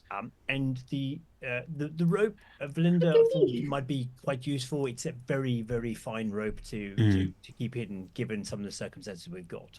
Yeah. Marcus, that's very thoughtful of you. Yeah. I got one of those. Yes, marvelous, and hopefully you got the manacles as well. I did actually. I got those. Marcus, that's very thoughtful of you. Looking at this list, what is all of this for? If we're unfortunate to discover Hakari, you'll see, but I'm just going to distribute it amongst the group for the moment. The rapier and daggers, we just needed some different forms because some of us were more interested in different weapons. The manacles, if we're dealing with magic users and you can handcuff them with these manacles there, they can't use the hand wavy shenanigans they tend to do. And if Rihanna Marcus, came you along, do realize not all magic is used with hands, right? Like, A lot of it is with words. Yeah, but that's the ball gag that I'm getting You're at. a bard, right? You should do this. Roll Technically it back. Roll it back. speaking, The one's what? an orator and performer, so I have different vibes. But mainly was if we were tackled by I believe the term you used was thespian. again, man of many letters. Off you. Thank you, Thank you Marcus. so much. Again, touched. But yes, if we run into Not a by couple me. of if we run into a couple of other individuals that have this, manacles tend to be quite useful against magic users to slow them down, Delphine. Especially if we're not trying to hurt them. And given it was the sister to the queen, or now the former queen. I have other effective means of slowing them down if you desperately require it. Again, regicide for the second time in short haste was where I was trying to avoid Velendar, but again, I will definitely defer to your adept skills. And back to the book, because I'm on this weird chapter now with handprints. It's very odd. Don't understand what's going on here. Something about left and right. You continue on for the rest of the day, and eventually find a place to rest as the sun kind of sets this deep orange color across the skyline. And as it kind of slowly fades, you find kind of this area with the 23 survival check from earlier. You find this area that is kind of tucked behind almost a small hill so that passers-by on the road wouldn't see your camp. You feel like you're relatively well concealed from passers-by. Tybella offers to take first watch. I was going to say us, I think it's Tybella, myself, and Velendar don't need sleep. So we should probably switch off watch. Because we each only need 4 hours. Cool. So Tybella will insist on first watch, and she will say that either of you can take second watch. She doesn't care who.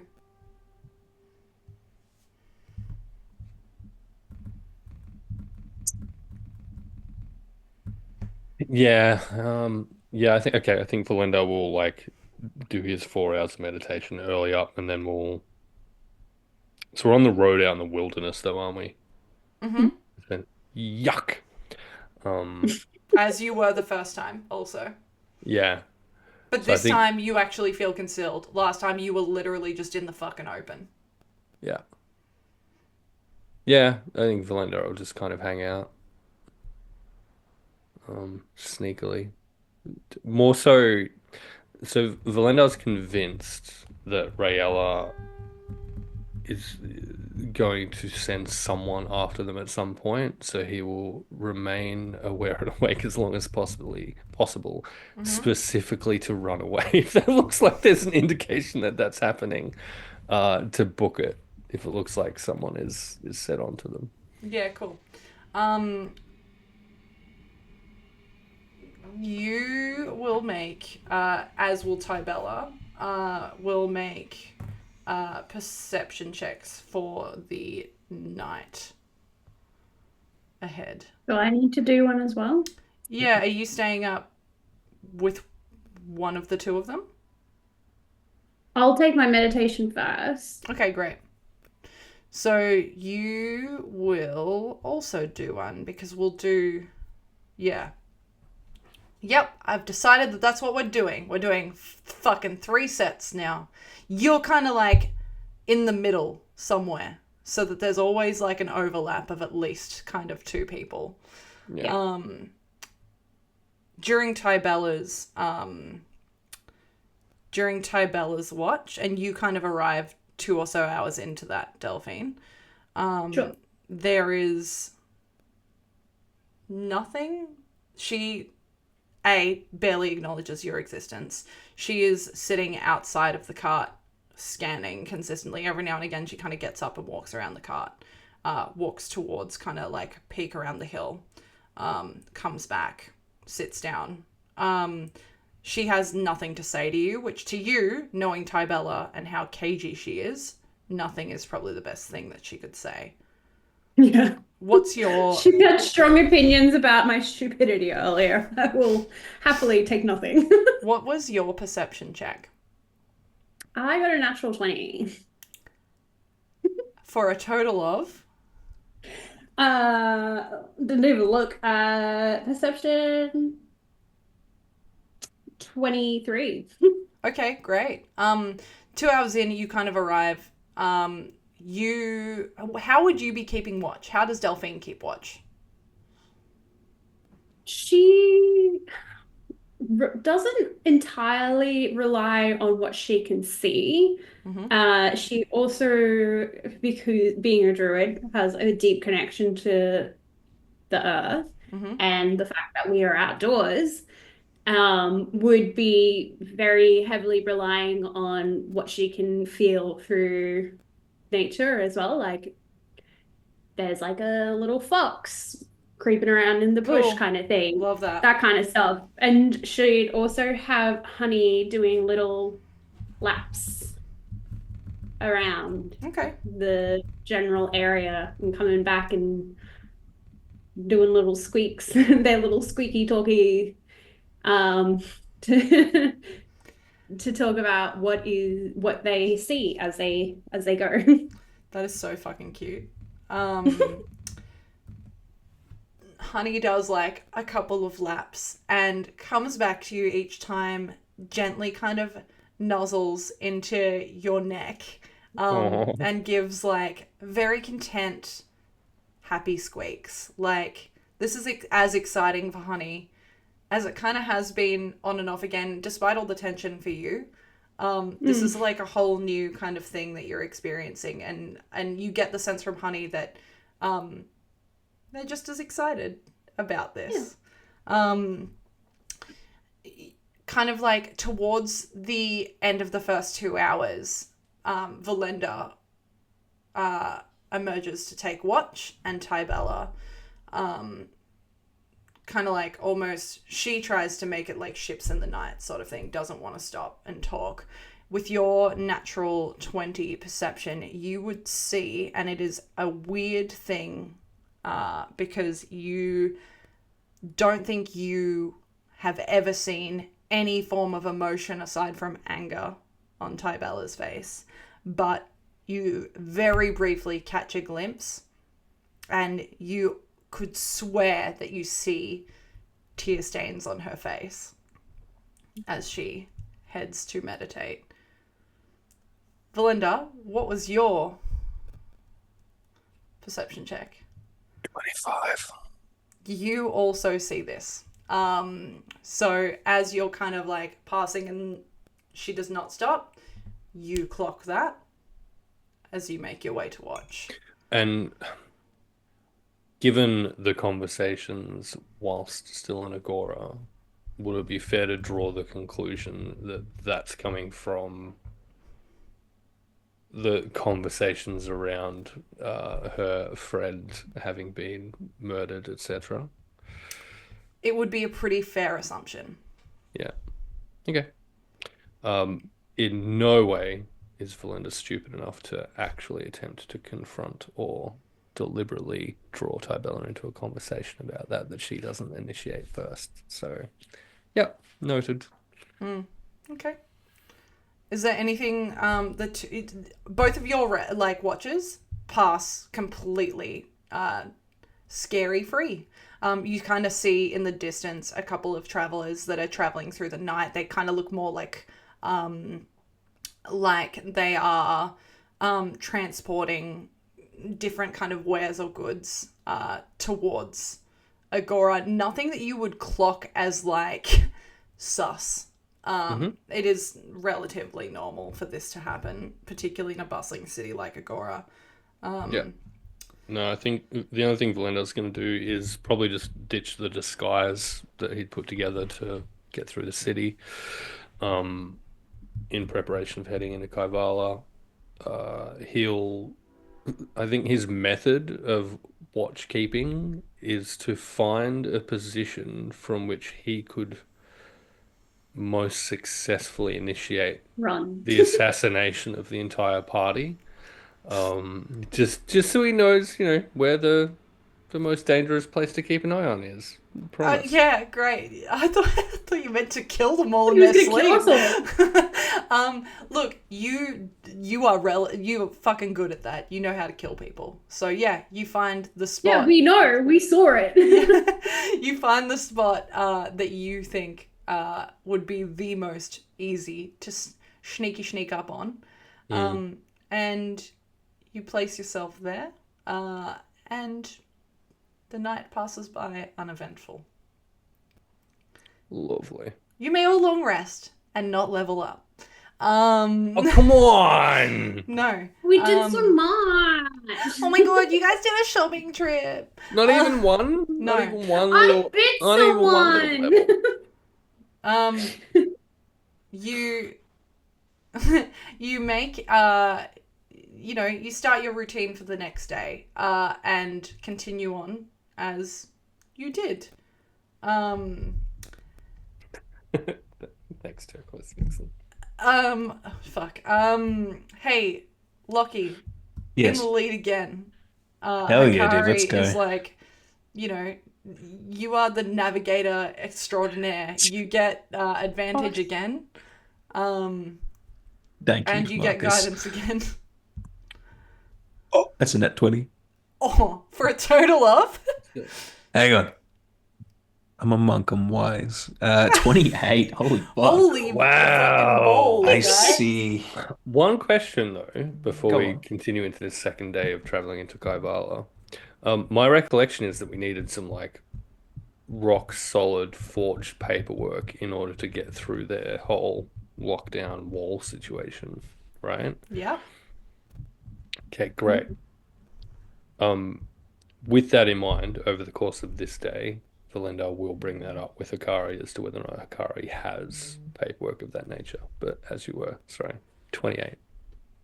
It's a good guess. You actually, with efficiency, cut down your travel time, by a couple of hours.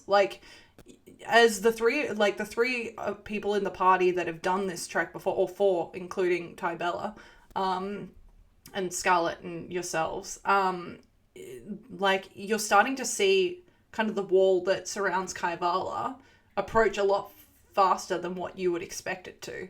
It's impressive. Is Joan in there? No. Oh, yeah, I forgot to tell you, Jonan ain't with the party anymore. He went and threw Nobody himself told at me the... that Jonan's not there anymore. I know, He we went can't make the and joke. threw himself at the mercy of the castle, didn't he? He's just so You guys sad. don't really know. He was pretty vague about it. He was super vague about it, but Yeah. I got the sense that he's going to go do something stupid, and if that's a distraction that lets us escape, I'm not going to stop him from doing that. Because Jonan was there all along. Hey. He's in our hearts. He is, if he's dead. But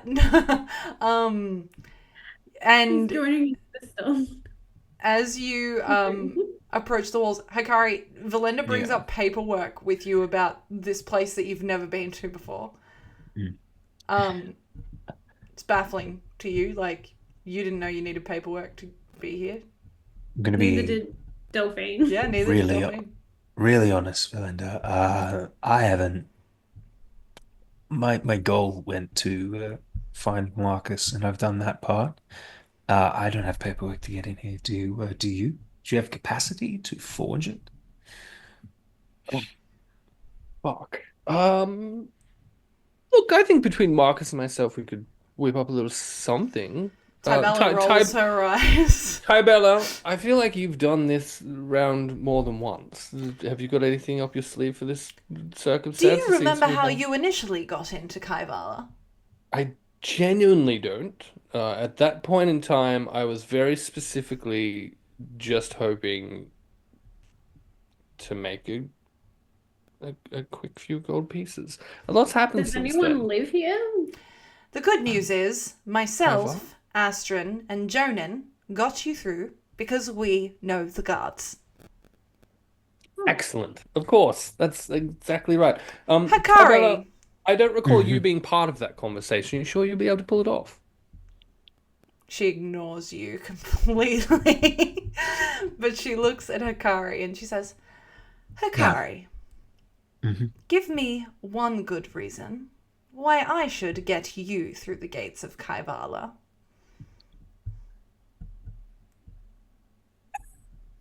Because I'm looking for Briley, and I mean, I have a better chance than you of finding her, don't I?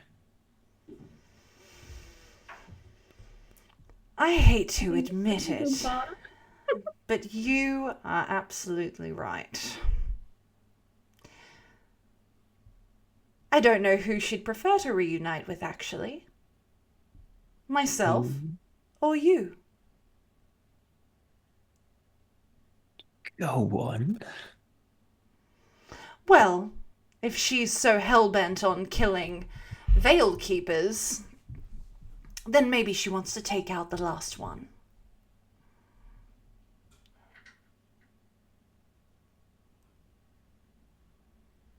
Briley, I knew wouldn't want to destroy the last of anything. The Briley you knew was a very good liar. I say this with the utmost respect, as deception is part of all martial practice. You might be a better liar than her. Maybe. But for now, we can be allies, can't we? You have something I want, or a connection to something I want. Until you're not useful, then I guess I can tolerate you.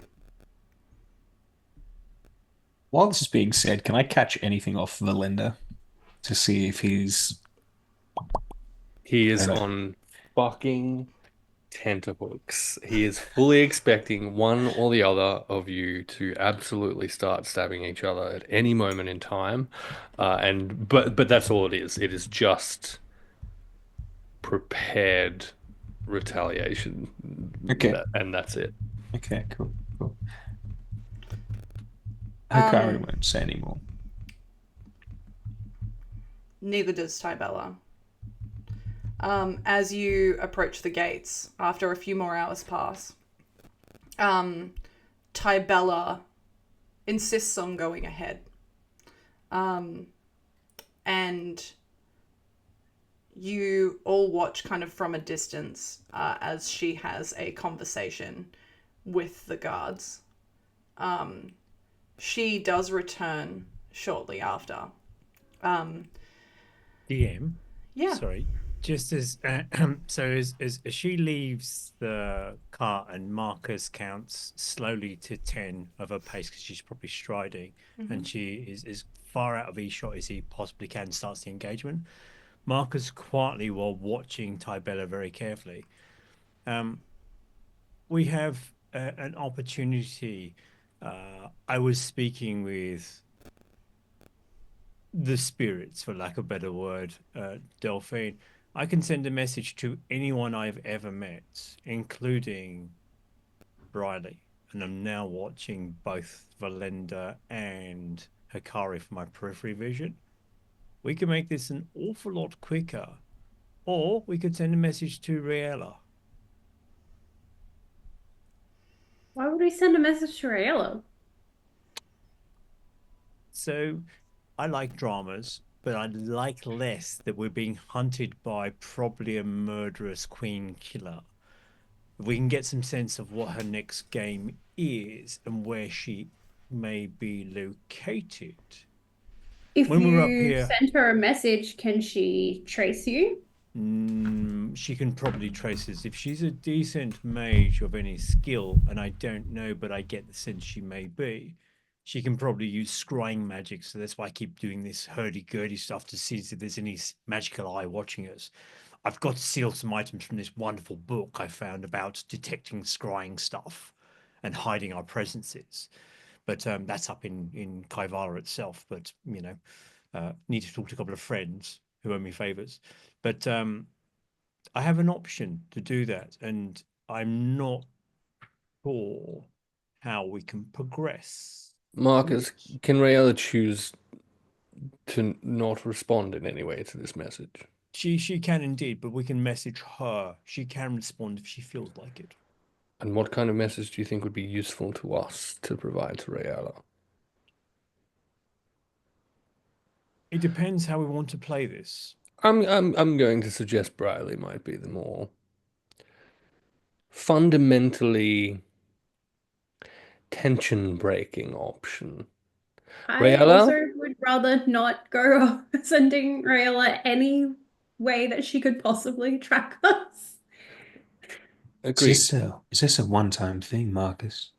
I can probably do it, every other day, given Okay. a bit of time and a bit of, emotional support from my reading and, your thespic skill sets when I'm just proposing stuff to you. But I'm not sure the Briley I knew is the Briley you know, and the Briley Bella knows. There's On that note, was she a big fan of the gods by any chance? If this going after Veil Keepers is a thing, and their whole deal is stopping the gods from returning to D'Amato, do either of you have any understanding of where Briley stood on that particular topic of conversation by any chance? You would all Something clock you... that Tybella is beginning to make her way back towards you during this moment. okay. For a later conversation. Or now. I don't like being stabbed by Tybella, and the second time of her threatening me, literally, I've just gone to the bathroom. I don't need to do that again. We could go for the third time if you like, Marcus. But in the meantime, good news. You can all pass. The bribe is usually higher, but I've managed to talk them down to 5 gold pieces a person. I have already paid for myself. Well, someone's good at bartering. You train your whole life for it sometimes. What does the pieces here look like? Oh, that's for home. Fuck. It's the one with the sun on it. If you flip it over, it's got the 2 daggers of the goddess. Oh, daggers? Got Yes. daggers. Delphine just hits all her money on the ground and starts shifting through it in the dirt. Good God. You make your way past She's the gonna get guards, robbed. handing them over the bribe as you go. And they all give you a nod. They look at Tybella and they say, you hear them say, like, good to see you again. And you continue on through, making your way towards Namrita.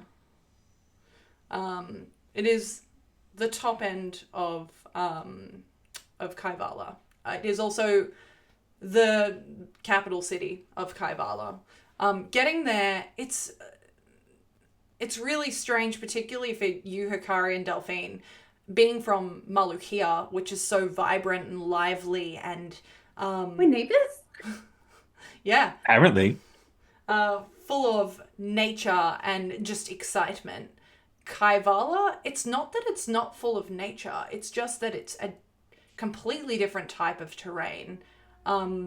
Where Malukia kind of lends itself to being more tropical based, this is far cooler, mountainous rock, stone. And you almost feel like a chill in the air that, like, maybe you should have bought a jacket. Like, but it's bearable. It's not, you don't have to rug up. It's just a little bit bitey. We've got Grommy's blanket if anyone needs it as well. It's the cloak of invisibility, apparently. It's not. It's just a blanket. Spoiler alert. Delphine's just gonna sidle up to Marcus and just like in her hands a little bit, just like make a flower bloom and look at him questioningly, like as though she's asking magic, yes or no. Well, I was literally just about to say, so there's no restriction on magic in Kaivalya whatsoever. No, none. Velendar will Sick. point that out specifically to Delphine as they enter. Absolutely feel free to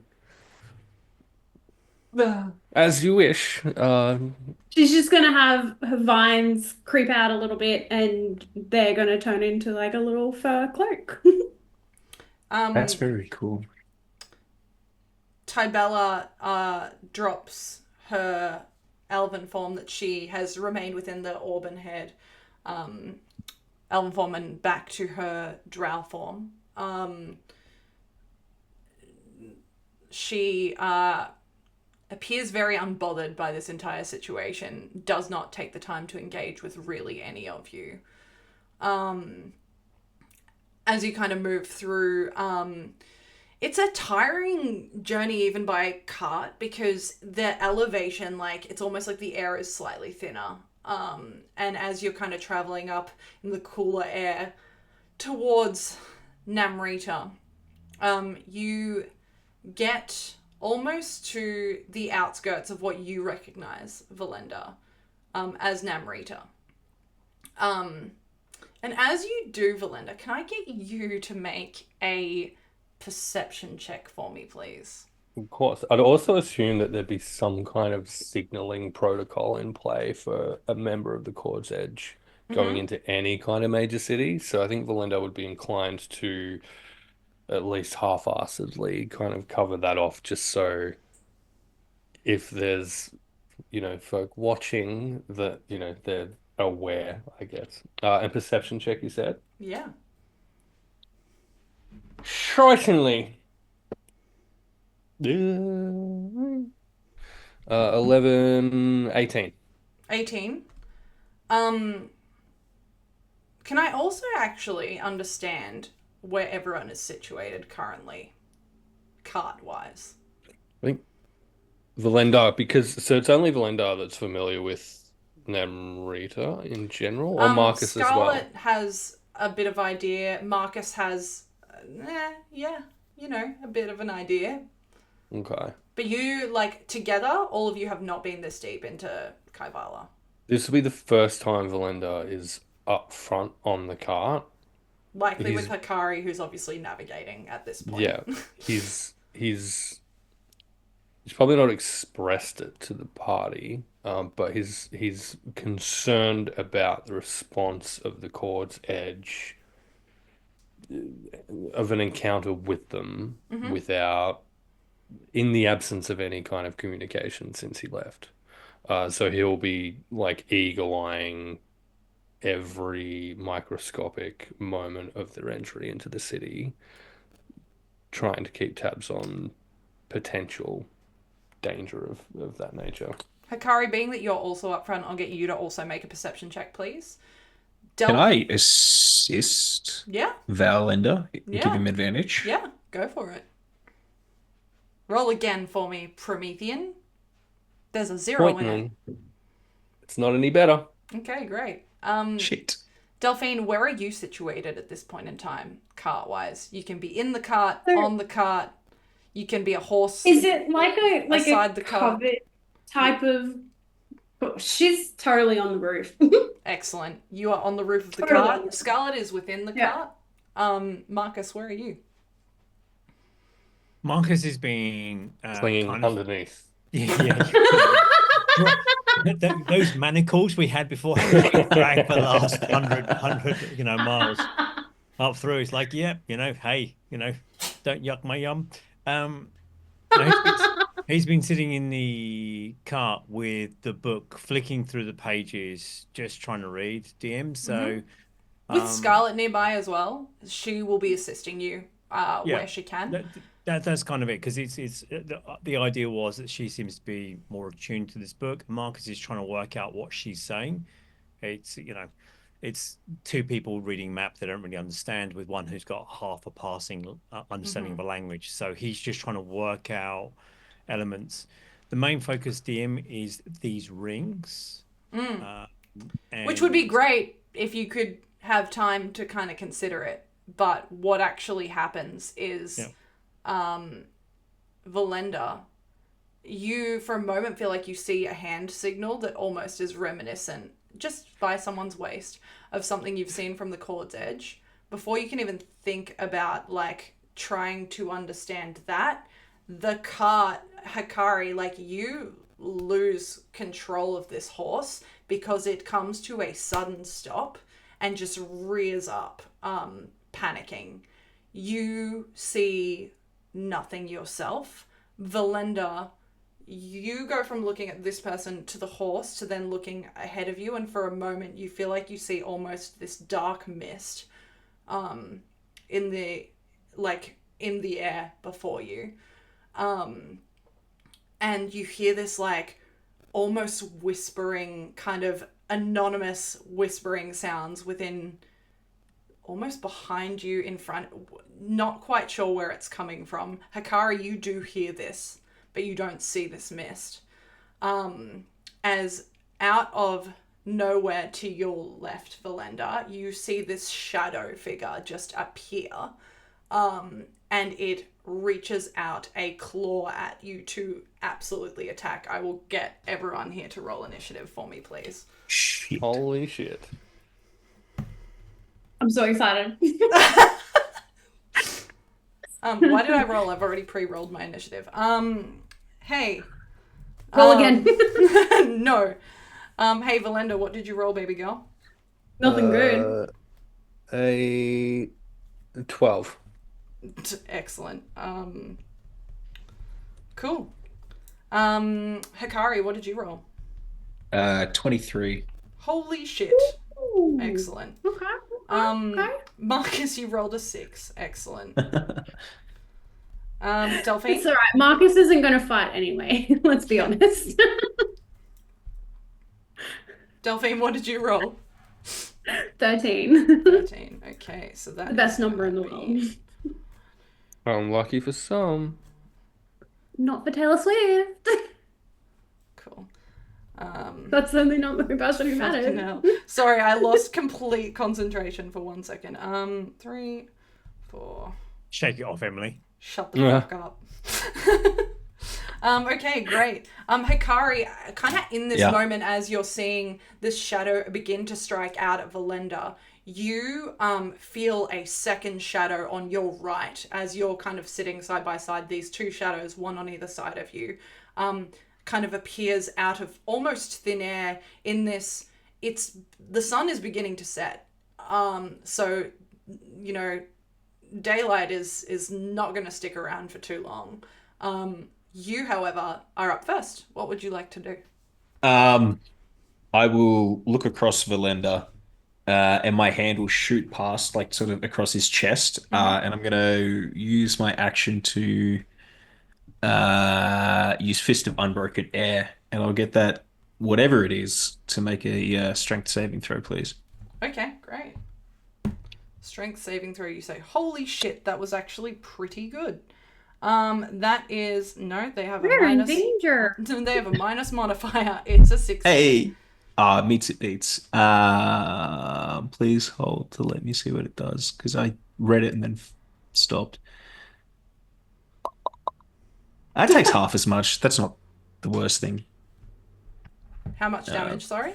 It's 3d10, but I haven't rolled it yet. Holy fucking shit. Okay. Monks. Wow. I don't monks, know if I bro. scaled this very well. Don't worry about it. What the hell's my other d10? Okay, there we go. It's 20, half to 10. Okay. And it just pushes it back. It doesn't get pushed back 20 feet. But I'll put my hand across Velendar's chest. Are you okay? You all right? Is this something from your city? This is a great question. Does Velendar recognize either of these shadowy critters at all? This is not like a person more than it is like an actual shadow. Yeah. For a moment, your trauma like clicks in the back of your mind and you remember the devil woman that you mentioned last session used shadows quite a lot. Which But was my first inclination, but no cloaks, no green. no cloaks, no one accompanying them. Yeah. It's just a shadow, and for a moment, like the moment that kind of enters your head, immediately following, there is a comfort that there's no one else here. That I'm not dead right now. And also, you watch as this fist of unbroken air just fucking yeets this shadow figure. It gets absolutely almost destroyed by this. You watch as like a lot of its form actually begins to dissipate, and what was a like medium looking figure is now shrunk to a small figure, as it looks quite hurt, or as hurt as a shadow can be without death. Perfect. In which case, to Hakari, Velendar will respond. Certainly nothing I'm familiar with, but they're definitely not friendly, so feel free to do that again. Okay. And then I'll bonus action, like hand just goes onto your knee. I'll flick over and like leg onto it as I flurry of blows. Yeah, excellent. Roll to hit. How close is Hakari's groin to Velendar? Yeah, Wait, no. I'm getting past you at the movies, roll a D10. but like, Entirely Hang fair. on, like, that's hot. Yeah. yep. I'll take a yep. So first is a 19 to hit, and then the second is a 25. They both hit. I'm gonna not have a great time after this. 6 bludgeoning on the first and 11 on the second. So what I will say to you is, after the Okay. first punch, this shadow completely dissipates into thin air. So if Okay. you would like to redirect your second towards the one next to you and hit Yeah. that one instead, you can, for 11 points of damage, you say? Yes, ma'am. The redirect will be like groin across Velendar's face, and then switching back, we'll just go over his head, and then Yeah. sit back down as I kick it across the jaw. Yeah, and you do, and it looks very fucking hurt. Once again, like, Velendar, you watch as this medium-sized shadow figure almost just shrinks and is on the verge of dissipating. And that's everything I can do. Great. Oh no. Next up is the shadow figure, however. And being that it is closest to you and that you have hurt it, you hear this like shrieking noise as it attempts to make a slash at you with its hand. I have a question, DM. Yeah, go for it. Ask me. Am I within 5 feet of this thing that is attacking Hakari right now? I believe you are sitting on top of the cart. I will let you decide whether you think you would have sat directly behind Velendar and Hakari on top of the cart, or whether you would have kind of kept your distance. That is totally up to you for how you think Delphine would be in that moment. She would have been sitting at the front, legs I thought you dangling. might have been, yeah. Okay, excellent. Then yes, you would be within 5 feet. Cool. So, because she wields a shield and a creature is attacking within 5 feet of me, I am going to use a reaction to impose disadvantage on the attack roll against Hakari. Hot. The good news is that means that it's literally a 10 to hit. So it slashes out at you, and you watch as Delphine just like raises this shield. How does this look, Delphine? I'll let you describe it. This is your fucking moment, baby girl. Well, she's actually above you guys, so she's just kind of gonna drop it down a little bit in front of Hakari, like Just a like- door cover. Just like you dropped your groin in front of Velendar, a shield drops in front of your face. So her shield is actually shaped kind of like a leaf. Which, duh, she's a druid. Anyone who's like, oh, you're a druid? Yeah, look at her. And it kind of the shield has a little bit of like a green shimmerish kind of ness to it, despite it being metal. And when she drops it down, flowers tend to just kind of bloom around the outside of it to like kind of increase the shield size a bit. Okay, And they're love that. solid. Hot. So this kind of happens, and you hear like this annoyed grunt come from this shadowy figure. As that is the end of its turn. Delphine, you're actually up next. What would you like to do? Cool. So Delphine's actually going to use her channel divinity, and use Nature's Wrath, Mm-hmm. which is an action. So I cause spectral vines to spring up and reach for a creature within 10 feet. So she's Good obviously golly. Yeah. going for this thing. It needs to throw either a strength or a dex saving throw, please. Okay, great. I can do that. That is a 9 strength. Okay, no, it did not survive, so it is now entangled. Great. It doesn't cause any damage, but it is entangled. Okay, great, excellent. So you watch as this vine just encompasses this shadowy figure, and it is unmoving at this point. It's alive, but it cannot move.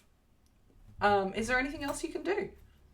Yeah, as a bonus action, I'm going to combat wild shape. Oh, okay. Cool. What are you wild shaping into? I'm gonna go for. I think I'm gonna go for like a bear. Okay. A big grizzly bear. Yeah. Describe the bear for me. What color is it? What does it look like? As like you kind of are on top of this cart transforming into... Oh no, she's jumping down as she you're goes. jumping down. Okay, great. Excellent. Yeah, she's gonna leap Fucking down Absolutely. and transform into this bear. Yikes. Okay. Love that. Is there any attacks that you can make, or can you just transform in this moment? Just transform at this point, yeah. Okay, great. Wow, if you could see fear on a shadow, you'd probably see it at this point in time. Velendar, you are up next, my friend. Yeah, perfect. And it's prone now, right? It is entangled. Entangled.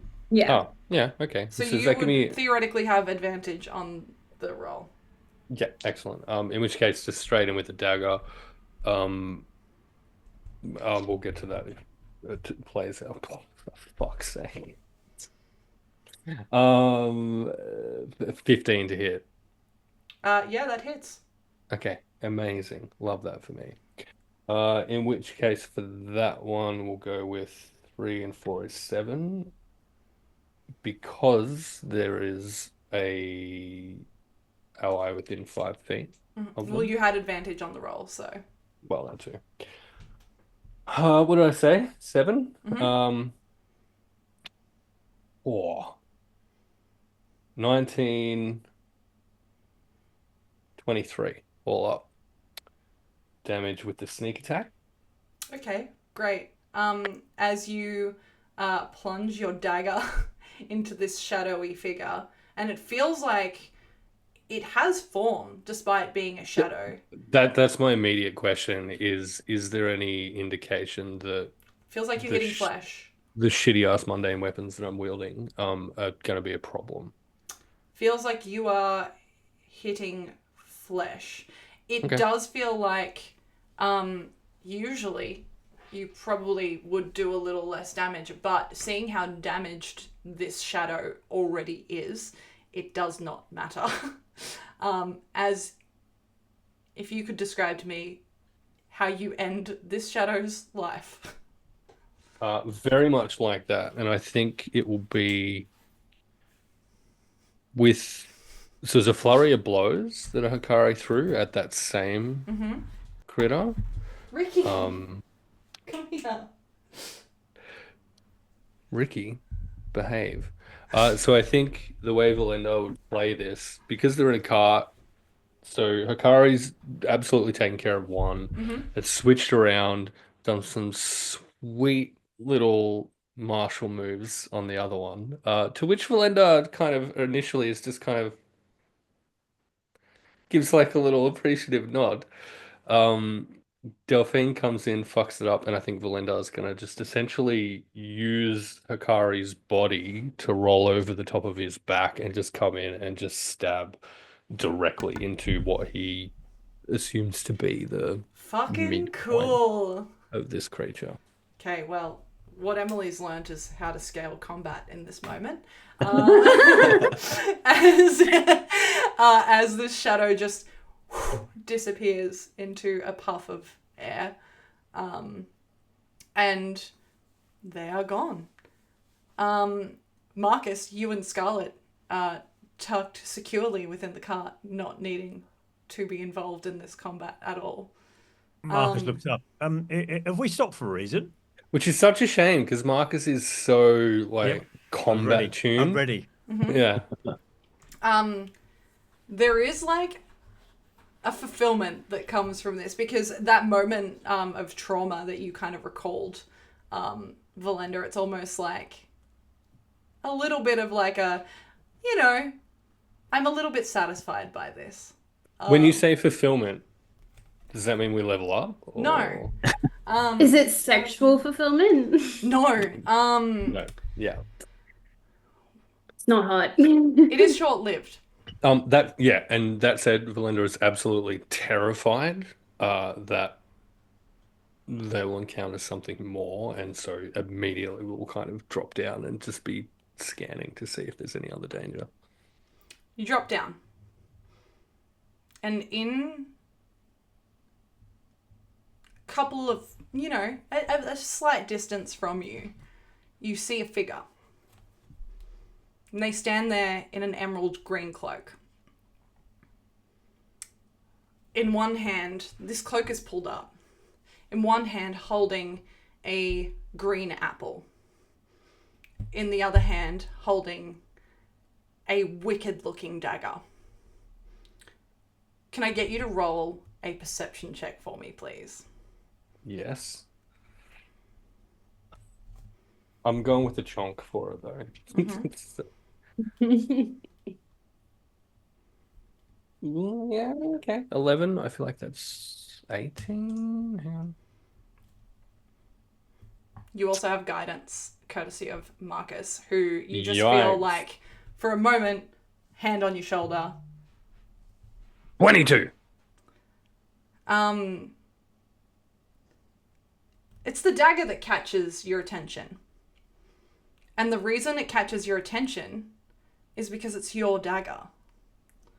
It's a dagger that you lost a long time ago. And we're going to take a really quick break there, if that's okay. We will be back very shortly. Hydrate, refresh, chill the fuck out, panic a little bit. Chilling the fuck out is not what I will be doing. And you. we'll be back in like 5-ish minutes. We'll see you soon. Don't go anywhere. If you have watched the Instagram story that we posted, I hope you enjoyed the secrets that have been spilled so far. Maybe there's more to come. Anyway, see you shortly. I am flabbergasted. I am befuddled by the buffoonery before me. Obedient? What? What the fuck? Obedient? That's one.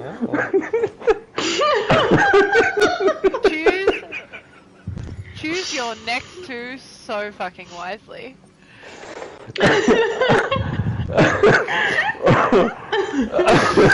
Right, they've both been bitten by people that are infected by this disease.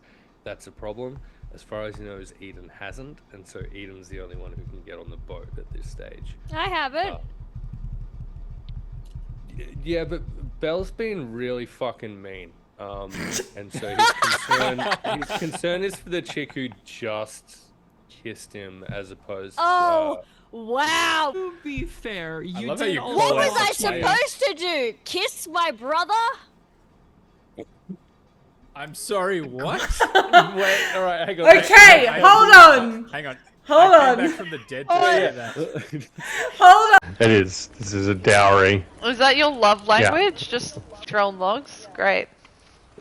Correct. Random acts of lumberjacking is my love language. That's. Remember that explains time I so dropped a tree on top of you? Oh my Yeah, god, you know. okay, now I understand. That was like the ultimate... Yeah, okay, great. In which case, Belinda's gonna just very sneakily mount her and place his dagger at her throat. Fucking knew it, you little bitch. Okay, And great. in her ear, wake her with the words, "It's my turn. Tybella." And he'll wait for her to wake at this point. And she does immediately. There are approximately 3 or 4 people on the face of this cursed earth who know who I truly am. And most of them want me dead. So far, you don't seem to be one of them. And I'm lonely. Shall we have a little chat? You can inflict whatever you want on me, whatever you want. You know this. So you say you have strong opinions. Please elaborate. I have strong feelings more than opinions. Sure. Feel me up. No? Produce your... Okay, Elliot's in the boat. There's 2 more seats in the boat. I can sit on someone's lap. Fuck off! Get your own boat! Oh no. What the fuck? Wow. Oh, okay. I don't know if you can see what my options are, but option 1. Hang on, let me pull these up over here. So this is option 1. Do you want to read it out for us, Emily? Can you? I'm sorry, I cannot. I simply can't. Do you want me to read it out? God. I'm not crazy, I just got power word killed. Hamish, Yeah? Do it. stop trying to stick your flute up his butt.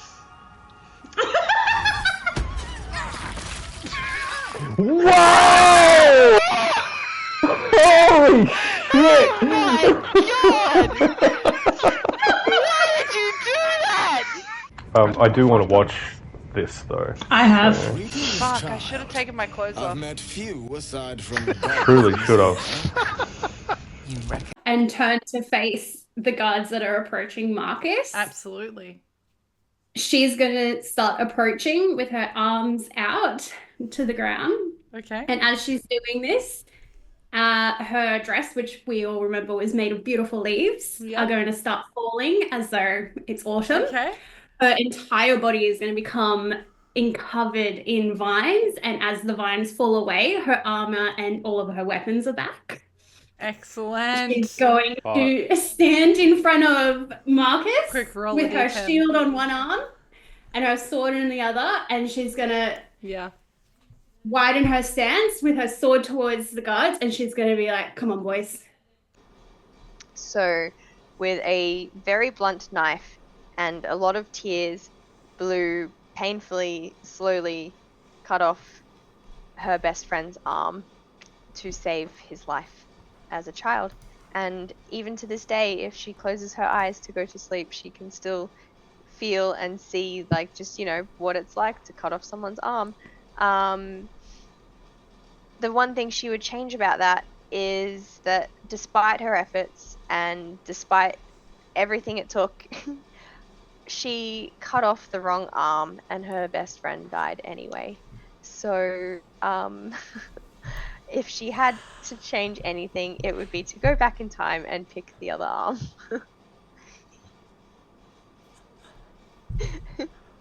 You're welcome. Talk about burying the fucking lead. Wow. Okay, yeah.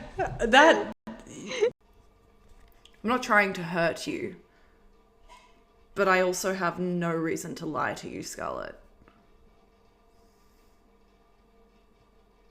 There probably could have been a way to sort of ease into things a bit more. You're probably right, but I also wasn't expecting to see my dead daughter. Oh, fuck off. The problem is that I'm a chronic overthinker. So, like... Oh, that's the problem, is it? Yeah.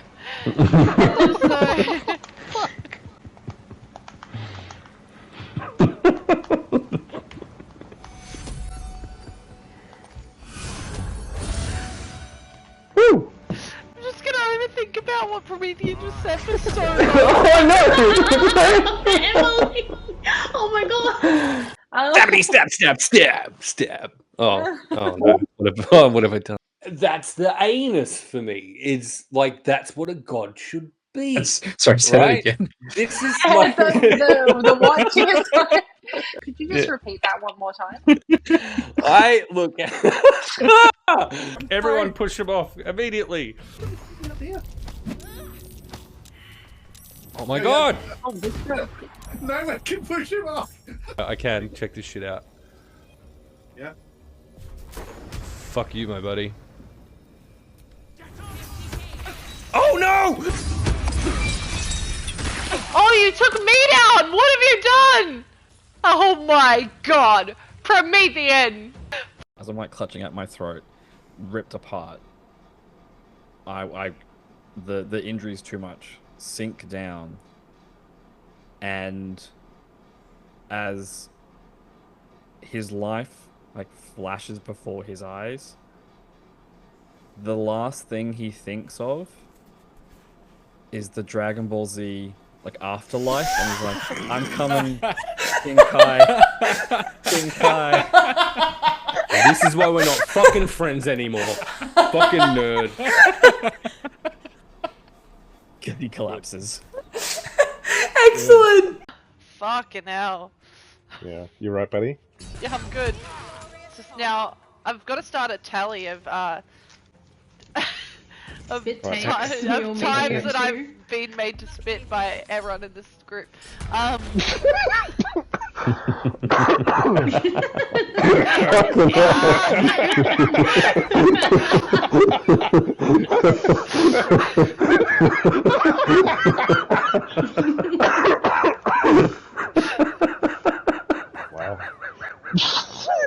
Stop it.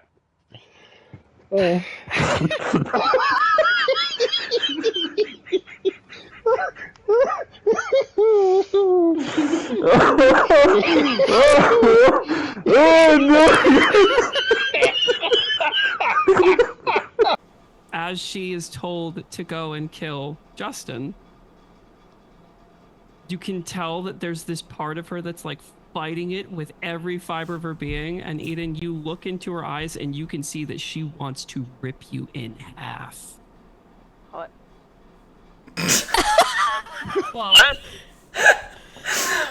Marcus's thought is as follows: a tragic tale of a failed sister that's looking to get her ends, and she's going to be really upset to see the book in Grommy's hands isn't the book Grommy thought it was. How so? You remember when we went to the market and we went all that shopping? If you look at my items, I bought a book that was about the same size and shape of the book, DM. Oh, you fuck. When Grommy asked for it, it was a bit... Hey, welcome back. We made it alive. Promethean's drinking from a water bottle, which is, you know, always really fun entertainment. What? Hey. That's why we're here. Promethean, what's happened this session? Danger. So we booked it out of Agora. We had a fun little cute shopping trip. Hakari didn't do a great job of bartering for some items. I didn't do a terrible job, okay? Correct. Hey, we've got healing potions, which is helpful for us, potentially, which is wonderful. We learned a few rumors about the death of the Queen. Delphine specifically was there for an announcement from the King, announcing formally the death of the Queen, and saying that he will be taking over for a little bit, which is a little bit weird for Agora. It's not an actual thing. But then giving an indication that democracy is going to happen. Hey, split the party. Thank you so much for the raid. You're just in time for some fun adventures and definitely no danger. Absolutely no Split danger. the party. If you've seen the Instagram story for Hexes and Vexes, please don't say anything. And you can gloat, but hold off on specifics, I guess. the party don't know. Or do they? Or do they? We also learned that it's likely that Astron is copping the blame for the death of the Queen at this stage, which Velendar is fine with because it means he's not getting the blame. We successfully made our way out of Agora, and we've traveled northward into Kaivalya, specifically to Namrita, the capital city. Or just outside of. You're not quite there just yet. Correct. We're not quite in there yet. Yeah, outskirting. We're heading in on the outskirts in Hakari's cart, at which point we have been assailed by two shadowy creatures, which were truly so easily fucking decimated by Emily learned her lesson about combat scaling. 3 members of the party. However, it would appear that a new figure has emerged, cloaked in some kind of green mist. Not green mist. No, not green mist. Okay, but the great. good news is that I'll re-describe it for you. Love that for us. Because as you're standing there with the shadows dissipated, and you, Velendar, looking out, you see this figure, once again standing there in an emerald green cloak. You see them holding a green apple in one hand and a dagger in the other, which you recognize. Someone's stealing my look. Yeah. I'm the green one. Yeah. Which you recognize as your dagger. Mine. And you remember losing it, but what you also remember is who took it. Who took it, Emily? Who took it? Oh my god! Fucking immediately, Velendar is going to fucking throw the dagger in his hand at that fucking psychotic bitch. Which Our let overlay me is just not pick working. the overlay. Give me a second, please. This is amazing. This is the secret that we didn't know. Both of you absolute fucks. I've been watching you sitting there in chat, and I fucking knew it. I have never live edited so quickly on this stream. Wow, why did that not work? Everyone calm down. Everyone just calm down. Let me go back to the other one. Hey, I need all of you to understand, zero calm is involved in this. No calm is allowed. We are in genuine and serious fucking danger right now. Settle down, Promethean. Settle down. Hey, let me just pick Salt up because Salt deserves that, you know. And watching I've been Promethean muted. panic makes me really happy. Hey, Rin, thank Rin, you your for joining makeup us. looks incredible. Yeah. I'm so glad that the Hey. stream can see how incredible you look right now. Hey, Thank you. Hey, Rin. Hi. Hey, hi. Hi. Love you. What's up, buddy? Fuck you. You have to fix up Lucky now. Yeah, I know. Thank you. Oh, I'm here twice. Wait, how did You're you get too here lucky? twice? I'm so excited by Rin being here that I just couldn't contain Shattered the myself. overlay. There we go. Okay, we could. Everyone breathe. Funnily enough, she actually prepared all this shit yesterday, and I was helping, and it broke anyway. So, like, Yeah. It's too much power. It is. It's too much power in one stream. while you're doing that, if I may I'm DM, done. Go for it. what you see in front of you is a woman whose hair is black, about shoulder length, but has been slowly, you can kind of tell that there's a fade from this black to a white that's sort of like eating its way up her hair, like roots from a tree. Adorned in a cowl with a slight hood that's been pulled off.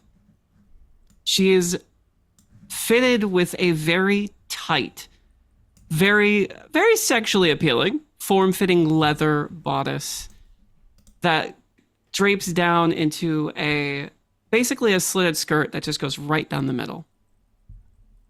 Her legs, leathered armored as well, boots, and this silvery, sort of adorned, almost like a filigree, kind of dancing around the edge of the boots.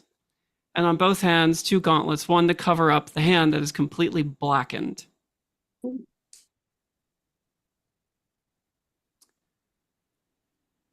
Emily, whenever you're ready, let me know. I'm ready. Okay, okay. You just go for it. So, you would, I mean, Pro's already said it.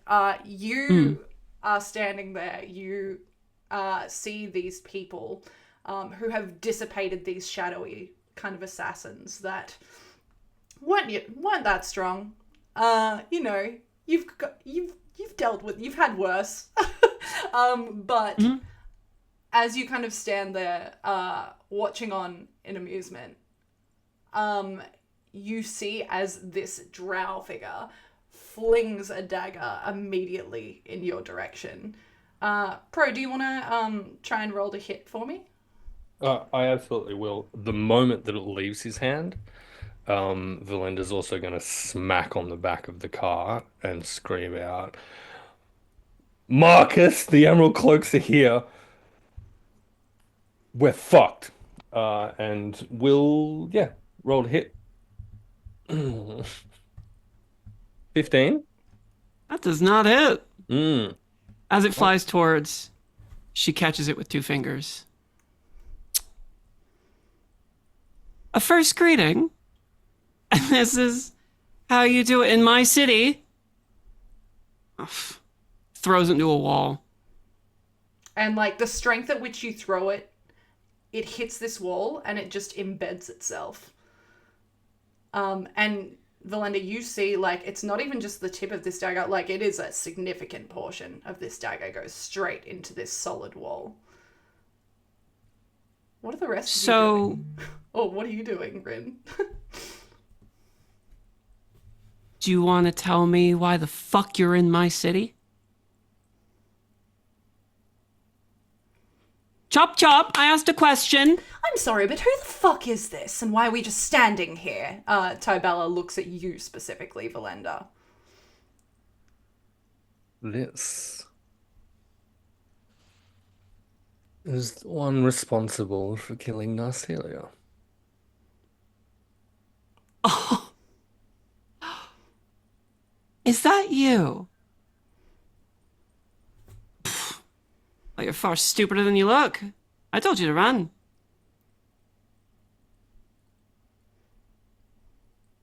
How'd you find your way here? Little boy? Can you not see that we made our way here by cart? Or are you too quite fucking Am stupid? I speaking to you? No, but I am here, and I choose to respond when I wish. So, if we're all here together, why not? To those who can see Velendar, he's visibly shaken and agitated and hesitant. It is a fucking raft of emotions passing through him at the moment. But there is also relief, and none of this even requires an inside check. Like, every aspect of his being that controls his emotions and appearance and kind of outward projection into the world is gone, and it's just bam, bam, bam, bam, bam. But the last of those is this confused relief that they are still all currently alive. Sorry, Rin, as you were. Oh, good. At that response, like, almost like an oil well, like an oil spring kind of bubbling up from the ground beneath Tybella's feet. It starts a little slowly, but explodes outward. Excellent. And where was Tybella? I forgot where she was. She was, I believe, I didn't tell you, she would have been likely inside the cart also, but has emerged since and is nearby Velendar at this point. And as it does, the smoke bursts out. And if you're a practiced magic user, you might think that this is a darkness spell, but immediately after it reaches the apex of its distance, it coalesces back into 2 figures that are standing right beside Tybella, both of them. I wasn't speaking to you. Neat trick.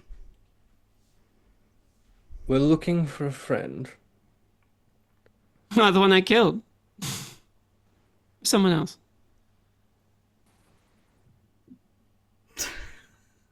No. No. Not at all. So you gathered yourself a merry band of friends. Friends might be. Did you tell them that you killed the last one that you had? Friends might be a little strong. Oh, well. Well, maybe you did learn your lesson a little bit. Hope to impart at least some of the knowledge that I've gained over the years upon those that need it. It's going to get very tense very quickly unless you explain exactly what it is that you want from us then. Well, I can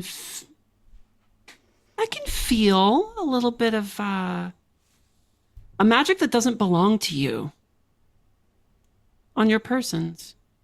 Something that I've worked very hard to keep here, as it's my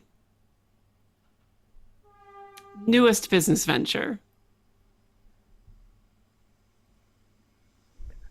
Do any of you have anything resembling this? And she brings out a brooch that looks like a raw form of the gemstone that sits inside of your rings. There's no use in lying. I know you have it. Rin, you would see Tybella nurses her finger, which has a ring similar to the one that you would expect to see within this group. But on this one specifically, there is no stone. Like it's lost or being taken. Something similar. The rest of you, though. Velendar, where is your ring right now? You mean like this? What do you mean yours? There is an exactly? Imperceptible speed at which she moves, almost as if teleporting straight up to your face. And anybody who has a decent enough perception would see her springing out of the ground from the shadow beneath them. Yes, actually that. And just grabs your hand. You don't mind, do you? Is she gonna chop his hand off? Takes the ring off your hand. Tybella will attempt to stop you. So she will, if you grab his hand, she will put her hand out on top of yours and say, Kaivalya, don't. I don't think so. These are not yours. These belong to the Veil Keepers. No, they belong to No. I have a sneaking suspicion that that's not the first time you've heard that term, though.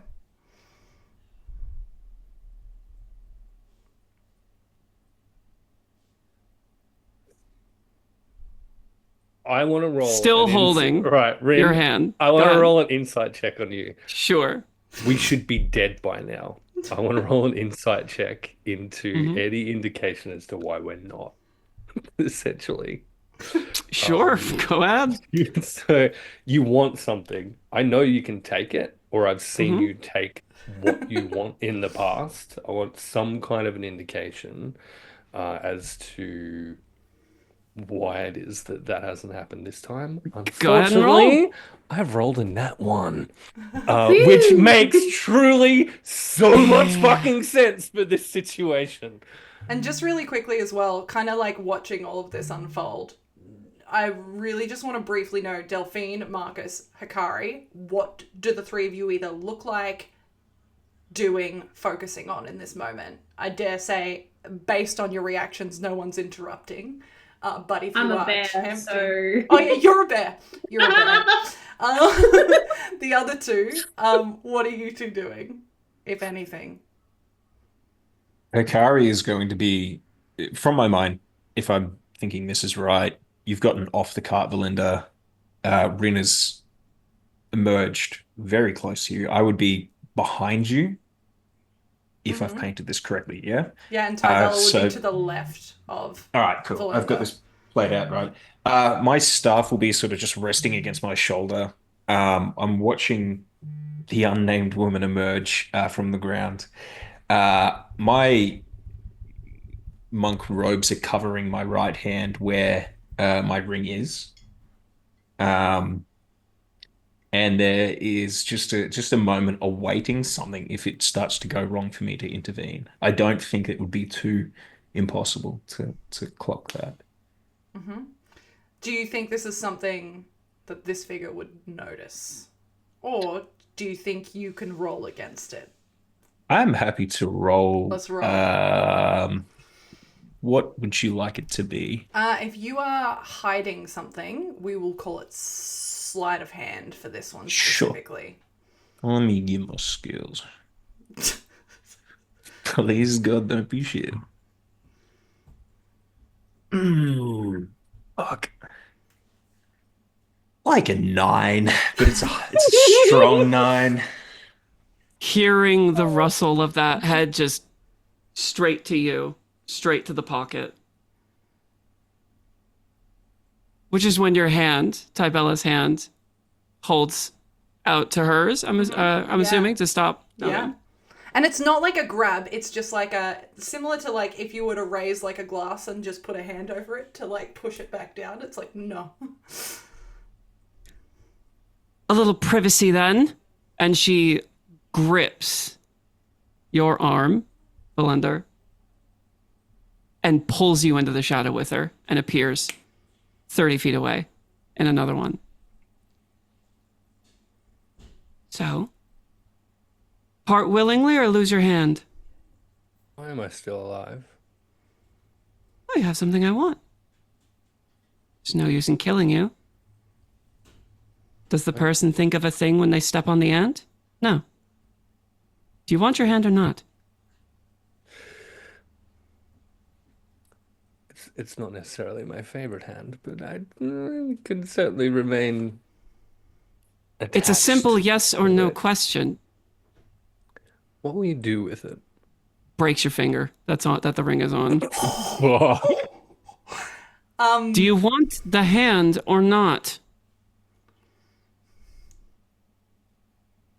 Take it. But Take your hand?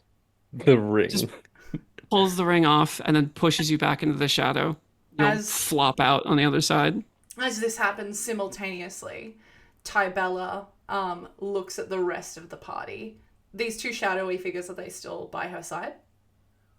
Mm-hmm. She will turn her head to look at the rest of the party and she goes, "Sorry, but I'm not letting her get away with this one." And pulls 2 daggers and just goes straight at these two shadowy figures. We're going to roll initiative for everyone, I think, at this point in time.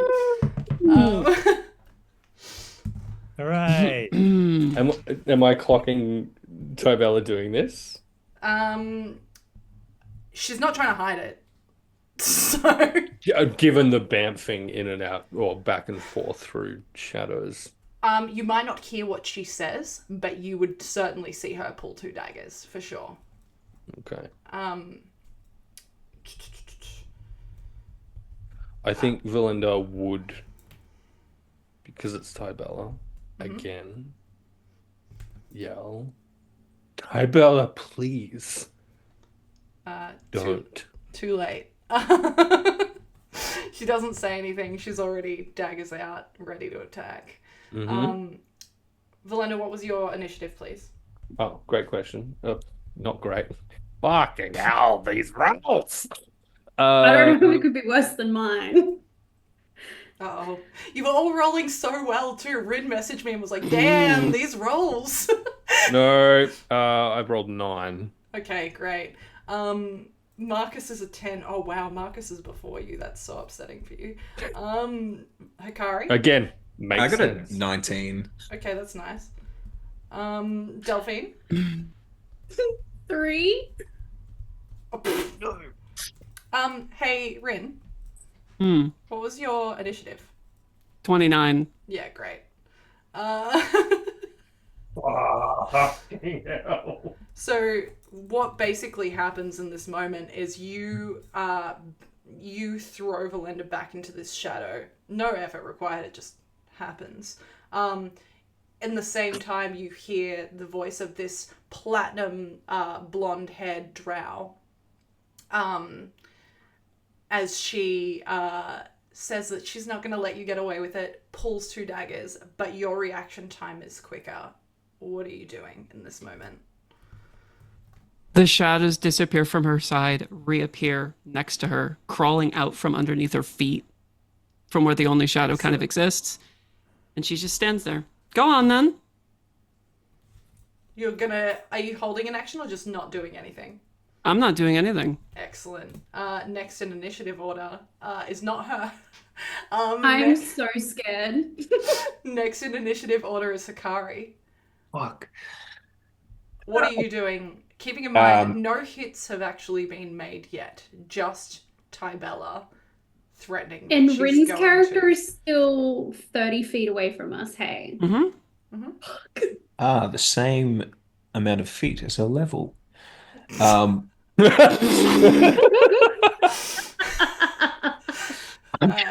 Hakari's going to look at Velendar and be like, what are we doing here?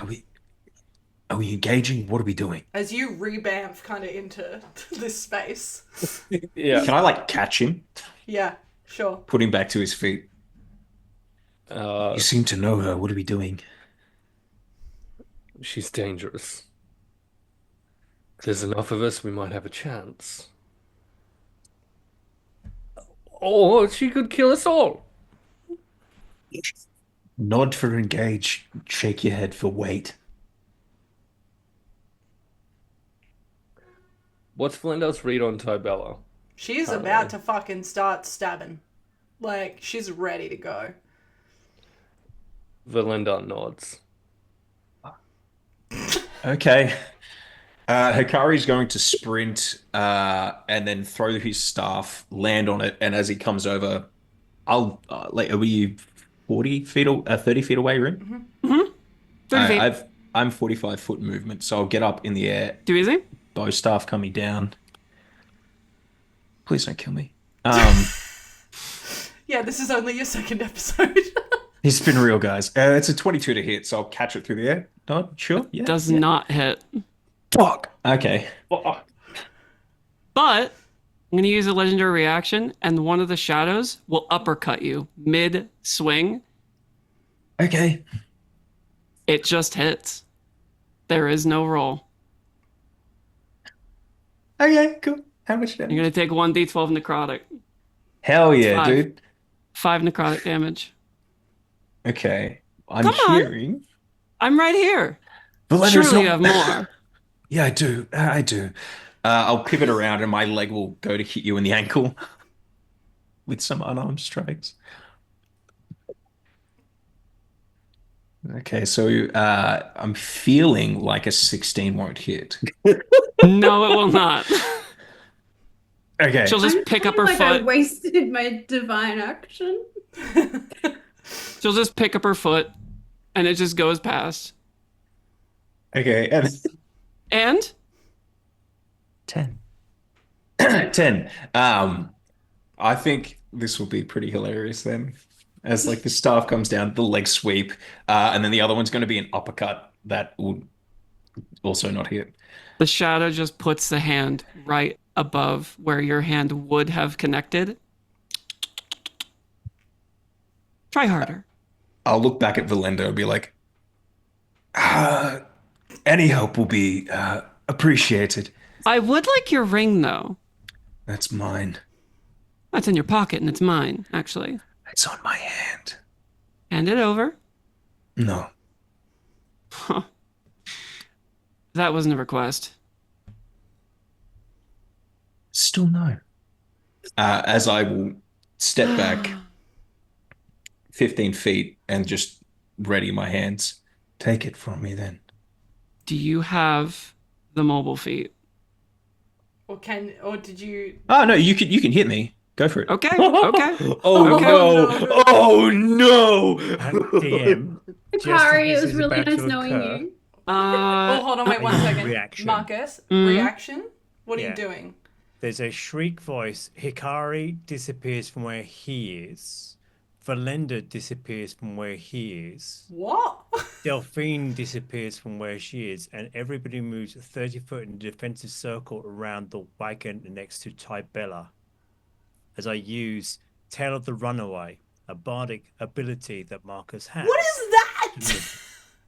Used it before, DM, on the last time we were ambushed by Tybella. Look how happy for me and brings them back Okay, great. around the group. You As did. the hand of this figure reaches out towards Hakari, a high-pitched shriek comes from Marcus, and as a reaction, he brings the group back around Tybella. What I will I'm say dead. I'm is dying. I'm that dead. okay. So the way this is going to work is because the movement has happened, and I feel like you're reacting to the strike. You're called DM, but as soon as it looks like, I mean, look, there's a terrifying figure there. She looks. All Marcus can see through the crack in the car is what looks like a dangerous accident. We're gonna do it this way. Rin, you can still make a hit, but you can do it at disadvantage. Okay. Does a 24 hit? Yeah. Okay. Yeah, I'm not going to do damage. I'm going to grab you. You can do damage. Do No, damage I'm not going to do instead. damage. I'm going to grapple you. I'm going to grapple you. Okay. So this is going to be contested against my dexterity. Hell yeah. So my acrobatics? It would be acrobatics. Acrobatics or What's athletics. interesting though is like as you're grappling, this effect takes place, and he just disappears within your arms. And now you see them all defensive stance nearby the cart. Hakari, is there anything else you can do? Hakari will reappear being like, I'm dead, I died, I'm dead. That's it. That's my turn, man. I've got nothing else.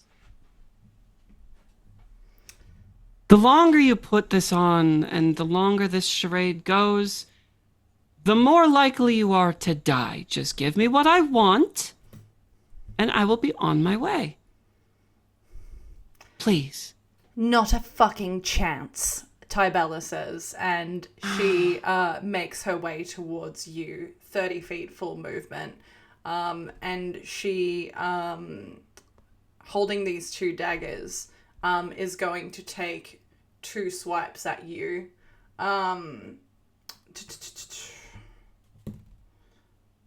That's not going to hit. And neither is that. They both miss. Shit. Both attacks get immediately grabbed or parried or blocked by the shadows. She has not moved. Excellent. In fact, she's still holding her hand where she had the scruff of your shirt, of your robes. It's just like, please. Love. So last time I'll ask nicely. No. None of them are going to give you what you want. Not if I have anything to do with it. Okay, then. Velendar already has. Yeah, but I don't think Tybella would have clocked that. Too fucking emotional to actually see that has happened. More the concept of it happening. And she is... Can I have her do anything else? La la la la la. She looks like she considers disengaging, but then holds her ground and instead just stands there in front of you, face to face, ready to fucking take you down if she wants to. Or try. You're cute. Buy me a drink first. Kiss, kiss, kiss, kiss. Give me a reason to. She says nothing. Next in initiative is Marcus. Not Salt. Not Salt. So hidden in the back of the wagon, Marcus has no idea if this woman has seen him, but these shadow creatures there. Is Velendar prone on the floor or is he up? He is up at the moment. Yeah, okay. Yeah, he is. I was literally thinking the same thing. I was making eye contact with you. I knew. Fucking hell. Wrong methods. Save it for Thursday. It's fine. Let's move on. With a certainty that this isn't going to go well, Marcus leans forward through the cart, places a hand on the back of Velendar's thing. You hear him whisper a word. Velendar becomes invisible. Marcus, as he moves back, there's a chime of salt. Music and magic is with you. Bardic inspiration. And he moves back into as much humanly possible cover as he can get in this tiny wooden cart that's probably deeply flamboyant full of shadows. That's it. Done. So, D8. If you need to do it at any point in time, you add a D8 to anything you want. Okay. And then hides. Okay. Back to you, Jim. Next in initiative order, unless Rin interrupts me whenever you want, by the way, is Velendar. Who is now visible. Invisible. Yep. Invisible. It's cute that you think that paltry little trick will work. I've read from the Book of the Divine. You think I didn't fucking learn something from it? You feel like you are seen in this moment, Velendar. Like, she's looking directly at you as she's saying this. Looking directly back at her. Velendar knows. So how many rings do we have in play within the party currently? 1 stoneless, 1 on Hakari, and 1 that you've given up. Valendar's going to palm Hakari's ring invisibly. Can certainly try. However, I believe when you make an action like that, you become visible. Possibly. An attack, DM. Cast a spell or attack. So if you classify it as an attack. Okay, no, it's not an attack. That's fine. An attack. But you can see this happening. Like, this is not invisible to everyone. To Hakari is all that matters. Yeah, cool. Sleight of hand. Advantage? Yeah, you're invisible. Great. Love that for me. Mag-fucking-nificent. That's a 19. Do you want passive or rolled for this? I'll get passive, please. Yeah, that's only 15. Yeah, cool. Oh, do be a good boy and bring it to me. He won't respond, but the rest of his movement he will use to place himself next to Tybella. Cool. You're still invisible. Not breaking eye contact with this woman the entire time. Well, someone knows how to cooperate. Are you doing anything else, Velendar? Or is that your entire turn? I'm going to consider that an action, and we'll have to leave it there. Excellent. Delphine. Or bear version of Delphine. Rawr. Rawr. Hot. So hot. Roll a d10. I will. Continue. While Velendar is walking towards me, is there anything about his personage that I clock that shouldn't be there, but it is? What do you mean? Do I spy a certain book? No. And the reason you don't is because you can sense the power of this book. And you should be able to sense its presence closer as Velendar approaches you. But weirdly, it's almost like there's no energy from that book within Velendar. You get the sense that if he were carrying it, you would probably be able to feel that energy. Okay. Just asking if I can feel it, that's all. You can definitely still sense it, but back towards the cart, not on Velendar's person. Seeing him walk forward, and then clocking that.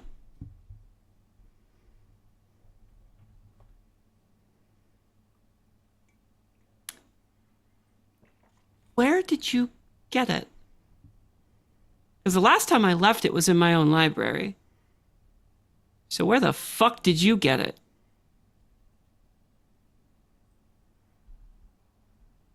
Velendar's not going to respond because he requires invisibility and silence to do what he wants to do next. And also has no context as to what it is in that conversation. Looking back to the... Knowing you're not going to answer, looking back at the cart, where did you get it? You don't just happen upon a book of the divine. Where did you get it? Where's an eyebrow? From the back of the cart, there is a slightly more high-pitched voice of, a potential panic. Rayella, she stole it from you. You would know that is the Queen's sister. Yes, the handmaiden in Agora. She stole it from you and then lied about where it was. You leave a city alone for somebody else to fucking manage, and this is what you get. Fine. Disappears into the ground, appears in the fucking cart. Give it.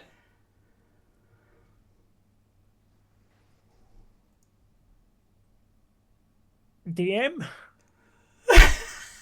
Are you begging Emily for help right now? Is that what's happening? Being that it's not your turn, you can't present that's- the book. But Delphine, This is my turn. The shadows are left back at with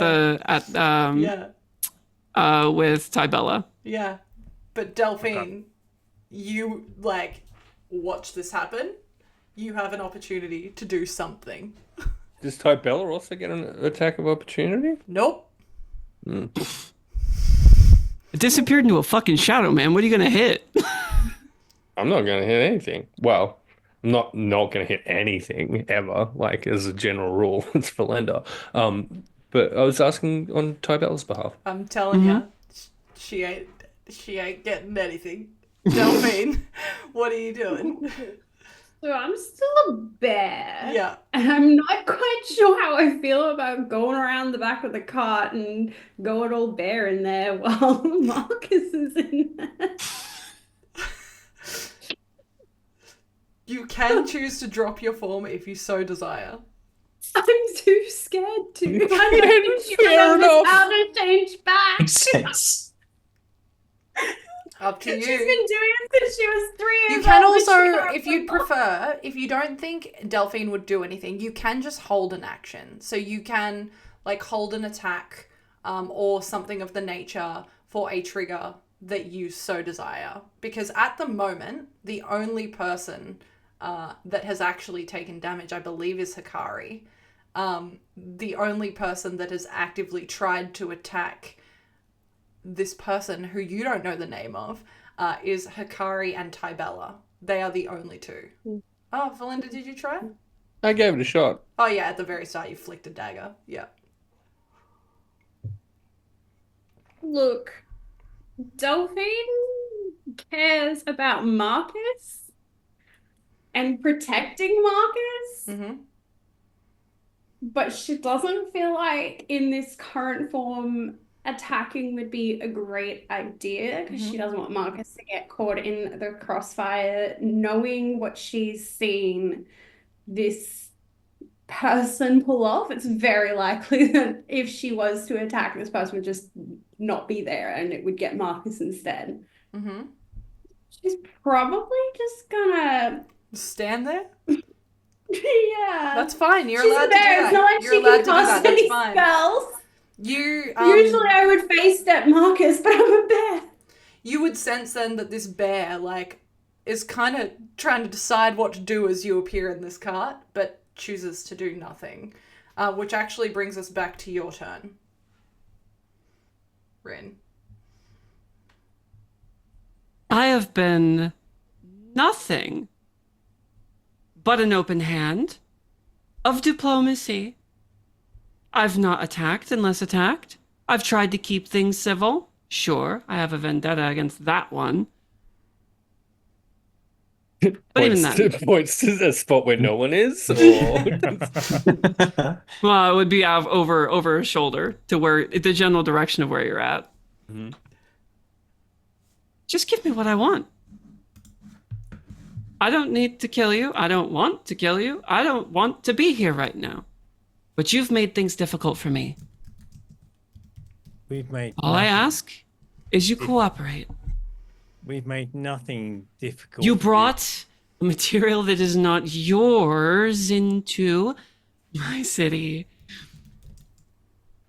Marcus It's pulls mine. out a book, and it's one of the Mephit books. Does this woman even pay any attention to it? Is she looking to where the book actually is, DM? If you pull out the Mephit book, which by the way, Rin, is a smart book called My Mephit and Me. Not very well. Like, what do you think you would do in this moment? So, Rin, just for the context, it looks very physically similar to the book. It was designed to be a decoy as part of it. But Marcus is trying to get a sense of if he reaches for the book and your eyes are focused on where the book actually is, which is underneath his arse, because I was trying to hide it somewhere. Mm-hmm. If her eyes don't move, he knows that's a pointless game. But I'm just curious. Her eyes are fixed on yours. Okay. He stops, doesn't bother the pace, and says, "I don't know who you are. Clearly, this." Well, you've never asked my name. May I ask your name before you take our lives? You can. Is this you doing so? May I ask your name, please? Iosefka of the Shadowbinders. Very, very... Please. Slowly. Open hands. Pull the book out from a slat and very slowly hand it over. It's like... Thank you. You hear Tybella, like, who is watching this, yell out, "What are you all doing? She is just going to get away with it." You're welcome to try. Oh, I fucking will. I'm not a god yet. And if I have anything to do with it, you won't be. Nor will the gods ever be welcome on this fucking plane. Says you. Says me. DM. Mm-hmm. I just remembered I have a very cool item on my being. Yeah. From a few sessions ago. Mm-hmm. That looks like a very beautiful flower, which I wrote down somewhere, but I don't have my notebook in here. Mm-hmm. Actually, I do. I have it right here. And if I recall correctly, didn't it say if you wanted to call out to the spirits? Upon the spirits for assistance whenever you want. Yeah. Do I have to be not there to do it? No, because it's an intuitive thing. Are you attempting this? Look, I'm thinking I'm gonna. As you do, you feel like this warmth within the center of your chest, like you're starting to reach out to these spirits, and then instantly, in almost a dark puff of smoke, you feel this, like, it's like you go blind for a moment as, like, darkness just encroaches over your vision, and your brain, it's like when you have fucking ringing within your ears, it just all kind of overcomes your senses, and it's fucking terrifying, but it takes you straight back out, and your entire body just feels cold as no one comes to your aid.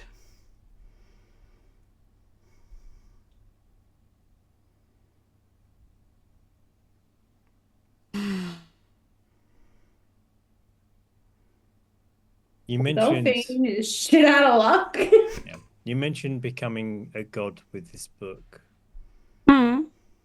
Well, I've learned what I can. I'm not about to let anybody else have it. Based on where we're having you at, by the way, we're fucking out up. of initiative until anything else. Can't be having you fucking up what I've done. Sure. And these rings that you're after for the Veil Keepers, are they to allow you to travel into the next realm and become a god? And you think I would tell you? I can ask. No.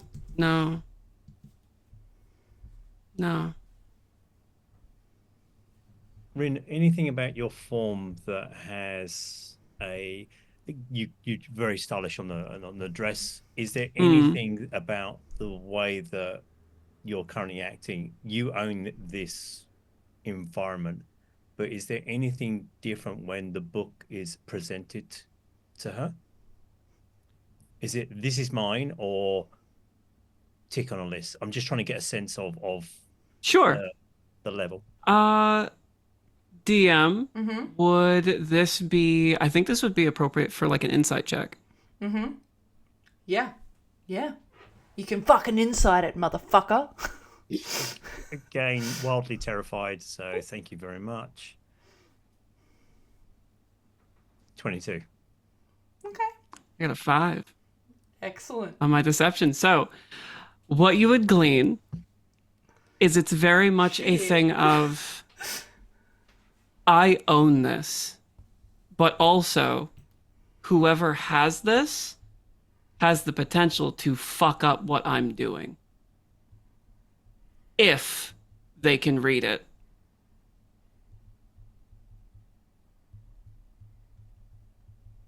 And that's it. Brilliant, thank you. So, thank you. Appreciate the civility of it all. Velendar. Now, yes. Tybella, with these shadow figures still nearby her, yes, Rin? Go ahead. Is going to look at... only look at you because of the amount of times that this figure has looked beside her. Or not look at you, but look in the general direction. Every fucking time this woman has spoken to him, he will have shifted his position. Okay, great. Then she can't look at you, but she is going to say it out loud generally. Because at this point in time, she does not give a fuck if anyone hears. And she is going to, instead of looking at you, say, Velendar, we are not letting this woman get away with this. I'm sorry. There are not many things I'm drawing a line on, but this is one of them. Seems your compatriot needs a lesson or two. She'll disappear from the cart. Velendar. He's still got a ring, doesn't he? Invisibly. Go Will for it, baby girl. approach real close to Tybella's ear. Tybella, I'm so sorry. And at the same time, as whispering invisibly into her ear, use that distraction to swipe the ring from her. With an 18 on a sleight of hand. Whoa. Okay, hold on. You fuck. Simultaneously to that, You get it, by the way. disappearing. Did you give me the book? You handed it over, right? Okay. Disappearing from the cart and appearing in place of one of her shadows. So the shadow and her have swapped spots. So you now have a shadow inside of the cart. She haymakers Tybella straight in the face with a flurry of blows. Excellent. Connecting with the first one, if the die permit. Before going for the second. Yeah. I believe it likely will. Yeah, there's a 34 hit. A 34 does hit, yes. Okay. Excellent. And then the second is only a 23. Still hits. Okay. Oh, fucking hell.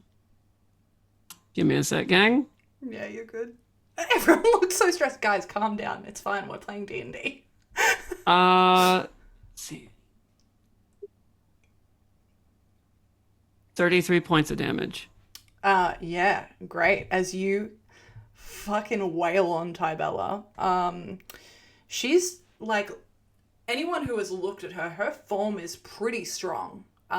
She is quite fit and significantly, like, you particular would notice this. She looks a lot tougher than the rest of the party. She looks like she can hold herself a lot more. But this hit is fucking hard. And, like, she doesn't falter or anything, but, like, when it hits, you can tell that there's, like, a moment where almost, like, she's even shocked by the amount of force that you've hit her with. As she kind of, like, readjusts her stance to attempt to go at you. Are you doing anything else? Using a legendary action, the shadow beside her does the exact same thing to the other side. At which, immediately after the flurry of blows, Velendar will yell, "Stop!" Oh. And approach. Can't stop a freight train. Holding his hand out.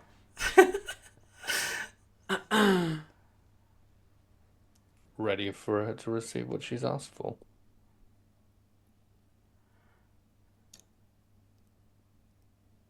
As the shadow mirrors her movement, she holds her hand out to the side and just waits for it to drop into her hand. And, okay.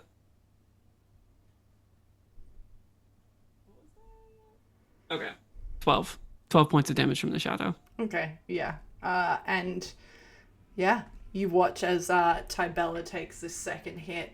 Yeah, she still looks like she's okay. Definitely a bit bloodied, specifically where she's been hit. But she's okay. Enough. Please. You don't get to choose that. Take them. Oh, you've earned your life. This one hasn't. Take them. Velendar. Leave her be. I have worked my entire life for this. I have lost everyone for this. I am not losing it. I'm the only one left. Velendar will hold out his hand. You dropping the ring in her hand? Rings, plural. All three. Rings. Well, two. Yeah. So he swiped Okay. them both from Hakari and the gemless one also from Tybella.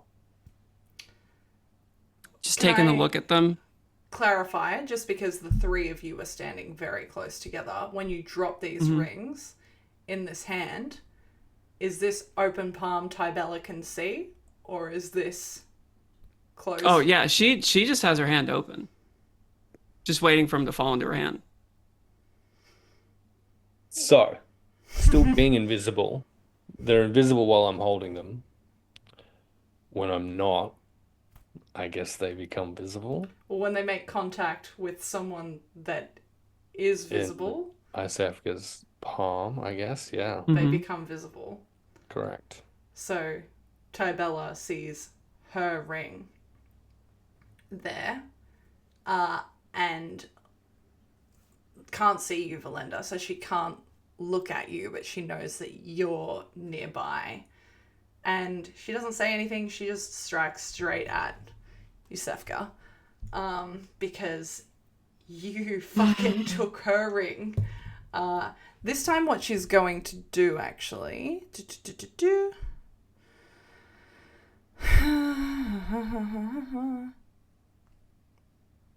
Rin, roll me a perception check. Okay.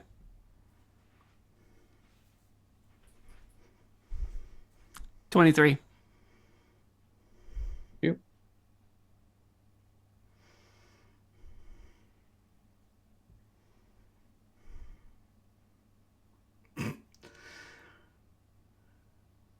Is there anything else to that, or Oh no, no. Okay, great. Cool. Flame erupts from this dagger that Tybella is holding, and she strikes towards you. The first one is a 24 to hit. It hits.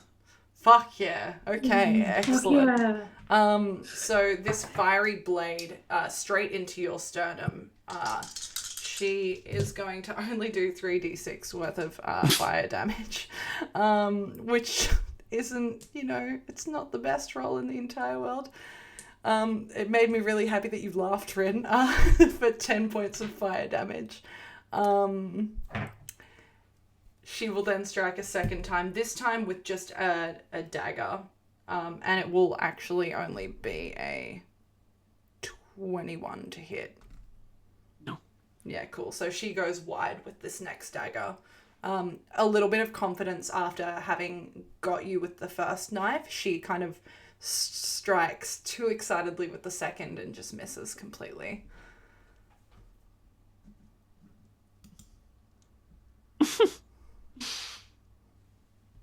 I had humored letting you live. Anything you want to say? Fuck you. Oh, poor choice of words. Complete and utter decimation. Everyone calm down. It's going to be fine. Just really quickly, Promethean, can I clarify? Yes. This sleight of hand, 24, who is this directed at? I'm sorry to vocalize it. I just need to ask. No, that's absolutely fine. That sleight of hand is directed at Osefka against that 23 perception check then. Okay, great. So what are you trying to steal back? One of the jeweled rings. It'll be switched out with the stone that Delphine had previously given Velendar. So there's no whilst weight being difference, or not a weight difference, but it's not relatively similar in weight, and being under attack, assuming I can get advantage, then that makes that roll a 24 for the sleight of hand check. A ring is swiped from you, which you would not notice. Okay. I'm going to reflavor that if I can. Go for it. As she gets hit and she reels back a little bit, one of them falls from her hand and she doesn't notice it. The fuck it does. That was always the plan. But no. Okay, go ahead. Because, I have a hard time believing that he'd be able to get a ring out of her hand that's closed. Yeah. So I just, makes a little bit more sense. But this is this is the flavor of control I gave you. He's good at what he does. 32 to hit. Yeah. Yeah, that Reaction? fucking hits. Reaction. Yeah. What are you doing? Yeah. So couple of things. So is the shadow still in the back of the cart with Marcus? The shadow of Eosefka is in the cart. Yes. Okay. There is, and I'm just going to play this as it Sure. is. There is a moment where Marcus is kind of muttering to himself. Again, there's two things. Tybella shifts as she's teleported away, and second, a major image is replaced in her place. If I'm allowed to do that, DM, given there's some. Does it need to be a willing creature? Yeah. Let me just check. I'm so sorry to ask. It's usually a friend or an ally. Okay, that's fine. That's fine. As long as the terminology "a willing creature" isn't used, because she would not be considered a willing creature. Because she's a fucking idiot. In that case, don't give away her shit. Yeah, well, in that, the idea was to put a major image in place and then have the major image. It's happened, so that's fine. I'm happy for that to happen, unless you can stop it, Yusefka. It's a magical effect. If you've got ability to see magic. So, watching Lockie just sit here like. Go and punch her again. Keeping in mind, everyone, we are no longer in initiative. So if anyone needs to or wants to do anything, you can. Let me just check something. We're in this major image, just so you're completely aware of what it is, right? And if you're, I'm hoping that it was just to speed the moment of the physicality of you just taking the attack. So the body will fly off. I have true sight. I know it's an image. Sure, no, I'm done. You good? It was worth a try. Yeah. That's why I said what the spell was. All good. Where did you teleport her to? As much as I could. DM, I'm assuming there's very little cover in this place. If I can stick her, then she's on the opposite side of the cart from where we are. Is the back of the cart open, DM? It's closed at the back, but it's 40 feet away. Okay. What were you gonna say? Sorry, Marcus? Opposite side, so it's bamfing to the opposite side because Marcus is in the cart. So hopefully, if you were on the left side, it'd be dropping on the right, so she's out. Oh, so not at the back. Yeah. Okay. Yeah. DM with a 24. Get me anything. Like 24 what? Sorry. Perception. Oh Sorry. yeah. You would see that. Okay. It's 24. So, fucking hell, dude. Almost as if, because maybe she can, see through the shadows themselves. The shadow locks eyes with her, and it shifts to her again. She's now in front of you again. Excuse me? Pushes you out of the way and hops out of the cart. Excellent. That is my last legendary action for this fucking round. Please spare her. You've taken everything you can. Meanwhile, Velendar, so she disappears, right? Velendar like drops to his knees in front of fake fucking major image Kaivalya. Please, I'm begging you. She will fucking destroy you. Let this go. It's not her. Blissfully unaware. Okay. A 19. Hits. And then a 29. So that's She's still up. Let's see. 4 plus 9. 27 points of damage on the first two. And as the second one connects, if anybody had noticed it, if anybody had a high enough perception for it, there's actually a middle finger. It looks like a little knuckle with a small little point on the end of it. Yep. I'm going to expend a charge of that weapon to paralyze her. And you all watch as like this. It's like she It just is gets hit. It's a con of 18. Yeah. And there is like a shock that happens with a natural one. Shit. She dies. You just watch as like she literally just unmoving in like the space that she's in. She quite literally almost freezes in place, and there is this like look of shock on her face. She is considered incapacitated with a speed of 0. And all attacks against her are automatic critical hits. And as that uses my bonus action, She is looking to very bloodied. stand there. Not so confident now, huh? I would ask you if you had anything else to say, but you can't move, so... Well, I guess your friends just get to watch you die. Please don't do that. Oh, she sealed her fate. Again, please don't do that. She's more useful to you alive than she is dead. Okay, well then argue your point. She's got 1 minute. You have until she's done. Can I burst out of my bear form?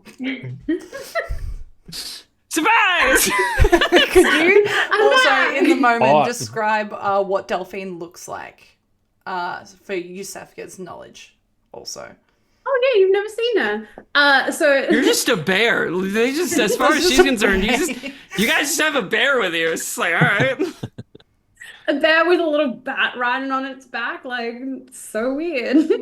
So this bear just like goes poof into like a burst of like cherry blossom flowers, basically. And in its place, yeah, I know. Is standing Delphine, who is like a 6'1" green woman with flame red hair. She's an Eladrin, so she has like the elf ears. She's wearing like metal armor in like absolutely covered in flower adornments, and a shield and a sword and a javelin strapped to her back. And is absolutely like vines covering her arms and her legs in like they look like tattoos basically, but they're tattoos. They're totally tattoos. And what's interesting to you As also, Rin, is that this species of person is very fucking uncommon. Elves are the rarest race in Damata. But Eladrin, not even you have really seen one. As she kind of scary, not scary, but like, you know, how you going? As she bursts back into being, she's going to cast Phase Step on Tybella. And yeet her the fuck away from this scary lady. She can't resist, so she just goes wherever you take her. Yeah, so it's 30 feet to an unoccupied space. Delphine, because she's noticed the way that this person moves, is aiming for somewhere that's not really near shadow. Okay. She's noticed this person doesn't really tend to walk very often. It's just burst through the shadows. It's hard because the light is kind of leaving. It was indeed heading into sunset when this started, yes. But you feel like she's you found found a that one spot. stream of sunlight. Yeah, like one of those streams of sunlight. Yeah. It's still nearby shadows, but she's not in direct shadow. I'm trying to buy time. That's all I'm trying to do. Is this within Velendar's line of sight? Because I rolled a nat 1 on my intelligence check to establish if the major image was an illusion or not. So he's still currently on his knees begging fake Tybella to not be an idiot so that she doesn't die. You think that's Tybella, as far as you're aware, with your nat 1. Right. So you can all hear Velendar just begging Tybella to stop, who's like not moving and also not there. Is it within my sight, DM, to see? Yeah. Velendar. And I will point at actual Tybella. Yeah. Can you read me the description of what Phase Step does, please? Whoa. Jesus Christ. I hate that. I hate it here. Me too. I can magically teleport up. So I can magically teleport up to 30 feet, but as a spring Eladrin, I can touch one willing creature within 5 feet of me, which Tybella was, and that creature teleports instead of me. DM, how much time has passed? Do I have another round? Oh, yeah. If rounds are 6 seconds, yeah, you're good. I'm so scared right now. Yeah, fine. I'm gonna die horribly. TPK. Marcus was TPK. Yeah. So Marcus was standing there, and if Delphine comes in and taps Tybella, he's still going to try and finish the conversation, but up to the lady in black. Hold on. Sure. No, you're good. Player character is so annoying. Okay. So I rolled to see if I would notice this action as I'm turning to talk to Marcus. Mm-hmm. Got a nat 20. Hello. So, DM. Mm-hmm. Yeah, you notice. I don't want to take away what's trying to be done here. Mm-hmm. But the moment that I see that she's moving to close in on Tybella, a darkness cloud erupts from her location. Beautiful. Stunning. Yeah. So are if in you want to pitch do black. this, you got to do it in complete darkness. I have dark vision, thank fuck. I think magical darkness. Dark vision doesn't work in magical darkness. But I'm a here's warlock. this is kind of happening at the same time. Here's what I'll let you do is nah, you can't see. Sorry. Like you just can't see. That's fair. But you can feel if you would like to attempt to. What I'd like to posit is that it happens the moment that you make connection with her. Okay. So you have her, you're holding her. But because you can't see out, Yeah, you I can't do teleport. that. But you can Yeah. hold on to her. And you're aware that you are standing with her at this point in time. Mhm. At the same time, Yeah, Hakari, you like kind of go, Velendar, please, like, and redirect his vision towards the actual Tybella, which then just erupts in darkness, engulfing both Delphine and Tybella. Mm-hmm. How much trouble are we in here, Velendar? We should just get out of here. We need to leave.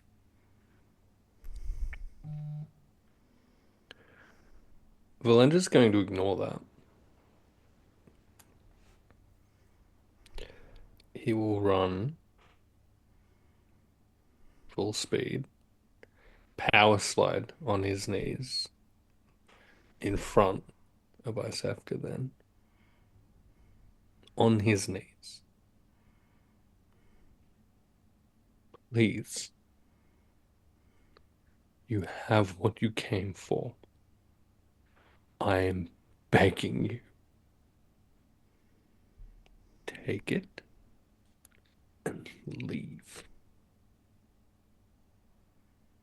If I didn't listen the first 5 times, 10 times, 20 times, 30 fucking times, what makes you think I would listen now? The parameters have changed. I want that too. Because here's the thing you don't understand. I own this city. And if I let you guys walk, all of you, no consequence. I lose out on my power. Nobody respects me, and I can't have that. So one of you needs to be the lesson learned. And as far as I'm concerned, you guys have been cooperative. Thank you very much for the book. Thank you for the rings. You've been a good boy, and she'll pat you on the head. And whatever the fuck you're doing, she'll turn around and look at the bear now, Eladrin. Whatever the fuck you're doing in there, choose wisely. But that one? No. And her focus to this point has been entirely on Tybella, right? Hmm? Velendar's entire attitude changes. He'll stand off his knees. I am the son of Igranar Quirinath. If there is anyone who you wish to make a lesson of, there is none among this group more worthy than his son and that of his bitch queen. Make a lesson of me. You recognize that name as an incredibly powerful priestess of Lolth. At which point, the only thing I have to work with is the background feature that comes into play with this. being the scion, in this specific case, I ain't the kid of some fucking hero. These are bad fucking dudes. World renowned for their cruelty, evil, and absolute fucking hold on the lands that it is that they hold. And my hope at this point is that that's going to have some influence on the focus of direction to take that away from Tybella and put it to me instead. Hey, DM, do I give a shit? I think that there is one thing that you have made very clear the last time the two of you met. And that hurting the person is one thing. Hurting the people they care about. Not just Tybella, but the people they care about hurt this guy a lot more the last time. Sorry, Cute. Promethean. She'll slap you twice on the side of your face. Cute. And then just step back into the shadow cloud and walk towards Tybella, who she can clearly see. Is it fog or is it magical darkness? It is a magical darkness. It is a dome around Tybella. Tybella is in the dead center of it. And Delphine is right there holding on to her. It's a buy one, get one free fucking all-you-can-eat bistro in there. That's good. Do you, okay. Do you want to do something? I'm going to cast Fairy Fire. Yeah? Okay. Which will outline you in a violet light. Mm-hmm. What saving throw is it? It's a dex saving throw. Oh, okay. Against my paltry fucking spell DC of whatever the fuck it is. Hang on, give me a second. I'm sorry as well. I know we're running late at the moment. Does a 26 beat that? I am 1000% sure that will be that. That's absolutely fine. Just check, bro. It might not. Okay. But at the same time, I think the desperation which with this is done makes sense. So he'll do that. Given we're not in initiative, Marcus is going to grab as this darkened figure just disappears in blackness, which he can't see. He grabs Velendar. And in your ear, Marcus basically stuffs his entire mouth into your ear and says, "Will she go the second Tybella dies? Yes or no?" Did she do that to your friend? Did she disappear the second she died? Velendar will look. His eyes truly so fucking haunted at Marcus. And what you see in those eyes is a true and fully expressed belief that we are all about to die. And he will say, no. And he will run at that darkness with the last dagger that he has remaining and just fucking stab into it wildly. Well, Delphine's dead.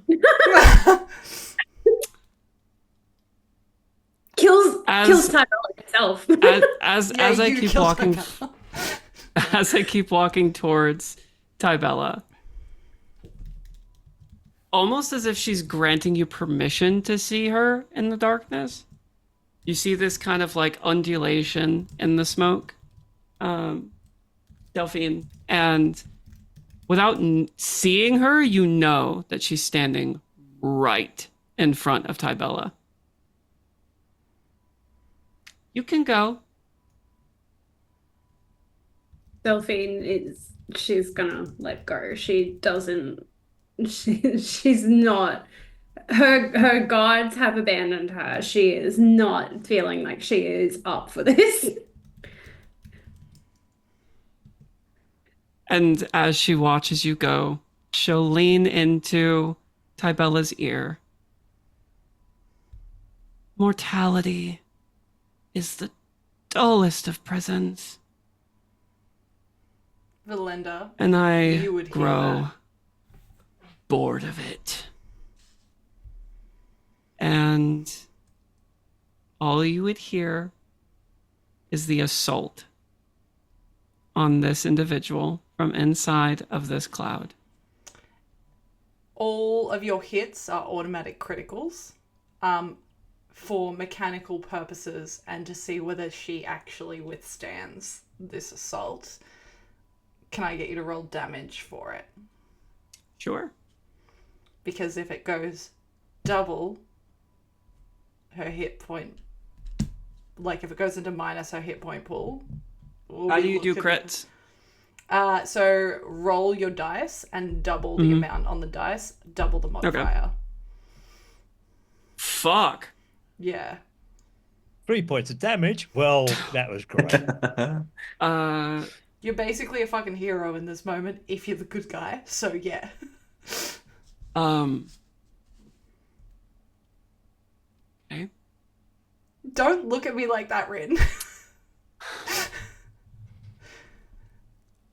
And then, all right, I gotta get a calculator. I need to be very clear to everyone that's either in the call or still in the chat, and that is that I brought Rin in here as very much like a, here is what you can work with. You're the DM of this. Like, so I don't know.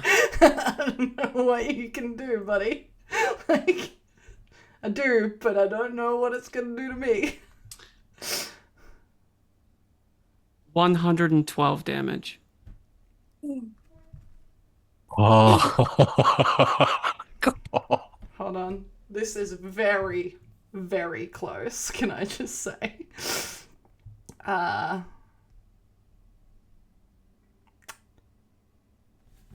okay. And satisfied with what she saw, almost like a drain being pulled in a bathtub, the shadow kind of folds up and coalesces in like a cyclone, disappearing at her own feet. And she's gone. And the form of Tybella,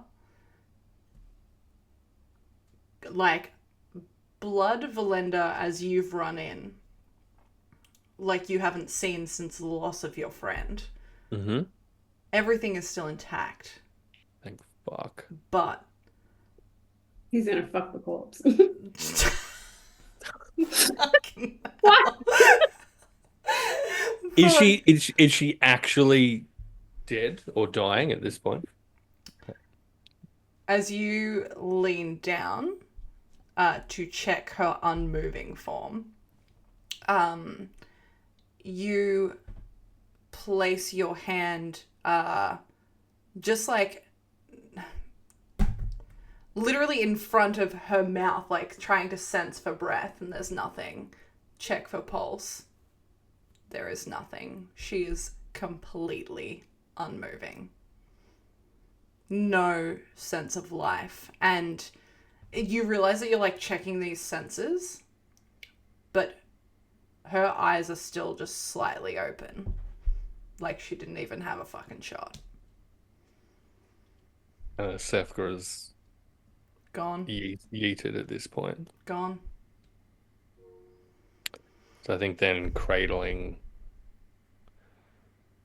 Tybella's form, he's not even going to make a sound. It will just be just this silent, like lowering of his head to hers, and he'll just start weeping immediately. It's Yes. happened. It's happened again. It's happened in a arguably worse way than previously for some reasons. And he'll just just be rocking back and forward over Tybella's body. As the first tears hit Tybella from Velendar, Marcus has run up and kind of skidded and collapsed over your sheltering form of her. He doesn't bother to try to remove your hands, but he presses his hand on top of your head and her chest, and it seems as if there is a greenish glow from the area around. It's almost energy, the spirits, and the very essence of life around it starts to formulate around Marcus as he sucks in a deep breath, lowers his head onto Velendars, and breathes through Velendar and casts Revivify.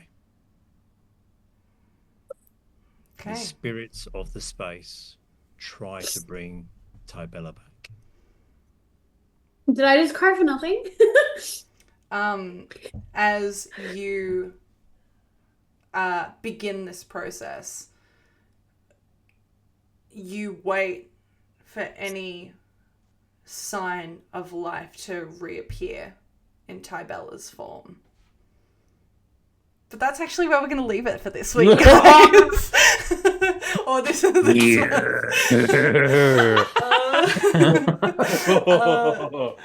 Hey, gang. Holy shit. I need you to know, like, at some point, Rin, I messaged Promethean and I was like, bro, I'm scared. I've been scared. Yeah. I saw Rin fucking Vixen in the chat. And I thought to myself, oh yeah, no, that's nice. Rin's just hanging out, having a little watch the stream. That's cute. Yeah. And then Rin said, "Fuck all." It's okay. And at that Rin point, was messaging me the entire time. at that fucking point, I thought, oh, we're all fucked. Well, Oh, hey, God. gang, this was super fun. Rin, you're gonna have to stick around really quickly for our post ritual. Yeah, totally fine. And our post ritual is we're gonna go through and we're gonna talk about everyone's favorite moments of the session. Hey, Promethean, what was your favorite moment of the session this evening? No, I'm just gonna leave instead. No, genuinely, I fucking love Emily, your cooked fucking, hey, let's get a whole bunch of people to jump in on people's backstory stuff and do pre-recording of that and make it all cute and cool and weird and fucked up. And then bringing those people in. Brilliant. Love that as a general thing. I also thoroughly enjoyed Lockie fucking up bargaining with a shopkeeper about the jewelry kit. That was the best. That was great. And Salt just deciding, yeah, fuck it, I don't need a disguise, I can be a cat. What? That was real cute. I'm cat, I eat pebble. Salt, what was your favorite moment of the evening? Look, today has truly been an entire roller coaster of emotions. I am sobbing. I'm sorry. We went from the absolute joy and stupidity of our shopping trip at the beginning of the session, biting goblin ankles, to literally crying as Velendar sobs over Tybella's body. So, yeah, thanks for that. Don't thank me, thank Rin. Honestly, the moment that Rin popped into chat, like into the call, was such a good moment. Everyone looked so scared immediately. It was so good. Oh god. Hey, D20, what was your favorite moment? I loved how the entire party burnt their natural 20s and their incredibly high scores on for bullshit shopping, for driving a cart around, for literally 8, 7, under. now 1. What the fuck? There was a critical moment in it. It was an absolute joy and pleasure to watch us go from an arc of like, oh yeah, here we go again, to a moment of we're up against some form of arch villain, and to see people's actions and reactions to it as a moment of like we either come together or die together, I think was amazing. And Rin, absolute joy to watch you decimate everything and anything we've set up. So thank you so much. Thank you for having me. You've lost the book. You've lost all your rings, except for No, one. they have one. Incorrect. Except for one. Actually, Got hold on. one We need to back. roll for which one you got.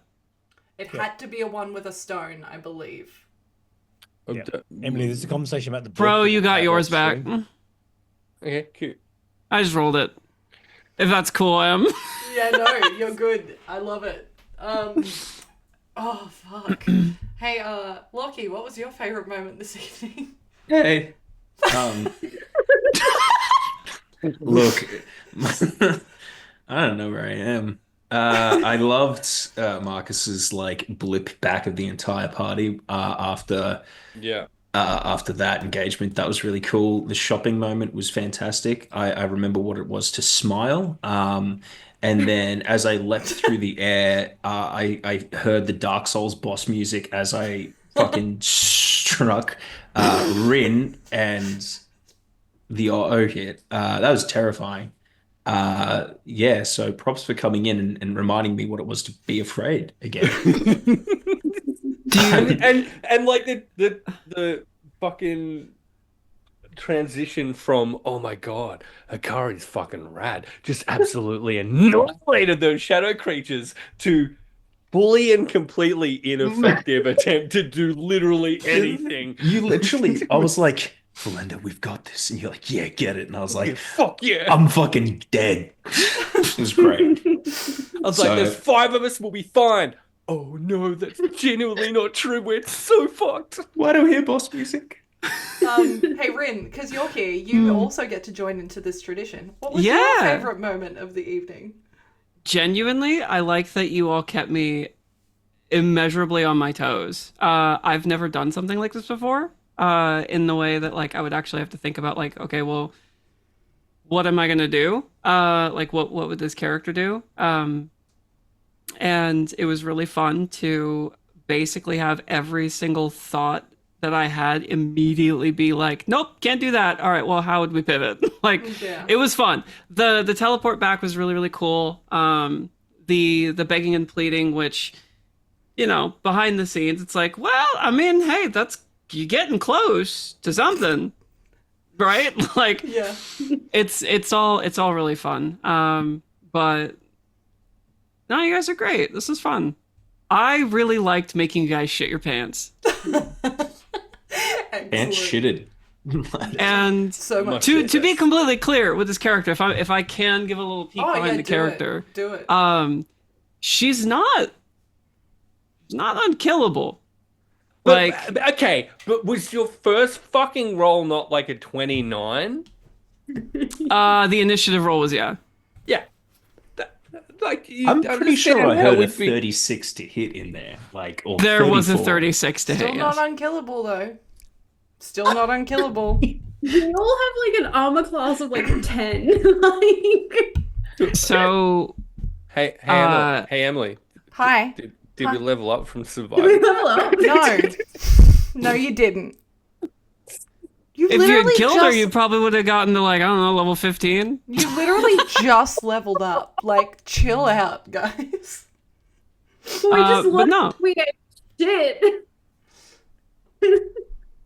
Yeah, excellent. Hey, Genuinely, MDM me and was like, hey, I need you to make something fucking broken. I was like, wait, why? She's like, I need you to bully Promethean again. I was like, oh, okay. yeah. And I spent the greater part of the last night going, all right, We were on what the have we phone established? till real late. It was great. Yeah, how are we gonna build this out? So we actually have like a full-on character stat block and everything for her. If I can't come back and be your enemy again, I want you guys to kill me. I want you to. As soon as we've leveled up about 10 or so levels, Yeah, you'll we'll be come right back. back to see you. Okay, in a little bit. genuinely, I think you guys would have a shot at like level 12 or 13. No. Be right back to you. Yeah, Anytime now. we'll after get right. levels up. See you next week. I want to point out that Tybella's hit point pool is 91. So when you did 112 points of damage, you were so close because she still had 10 hit points left. So like, it was this fucking close. Hey, this was real fun, guys. It was. It was. I'm gonna let you all go around again real quick. Plug yourselves. Talk about what you're up to. who Emily, you stop. I was What gonna was say. your favorite moment of the Sorry, night? I was about to point out. Hey, Yeah. Sol. What was your favorite moment? We did salts. I said mine. Did you? Yeah. Yeah. Oh, So okay. the But point Emily is didn't do like one. you're not paying attention to salt. Agreed. Mhm. I don't give a shit about salt. I guess is the short version of that. How very After I fucking dare shed you. literal tears over that moment. Hey, Promethean, shut up. Yeah, fair. Emily, what was your Rin, favorite bully him moment? again. Yeah, Emily, what was yours? My favorite moment was literally every part of this. Because Fuck off. No, I'm telling you why. The reason why is because you guys was and me like I sent this to Rin at some point. You guys were like so confident and like cocky for a lot of the session. You were like, yeah, this is all going so good and so fun and so excellent and fun. And then you got into the shadow like thing. It wasn't supposed to be challenging, but it wasn't also supposed to fucking end as quickly as it did.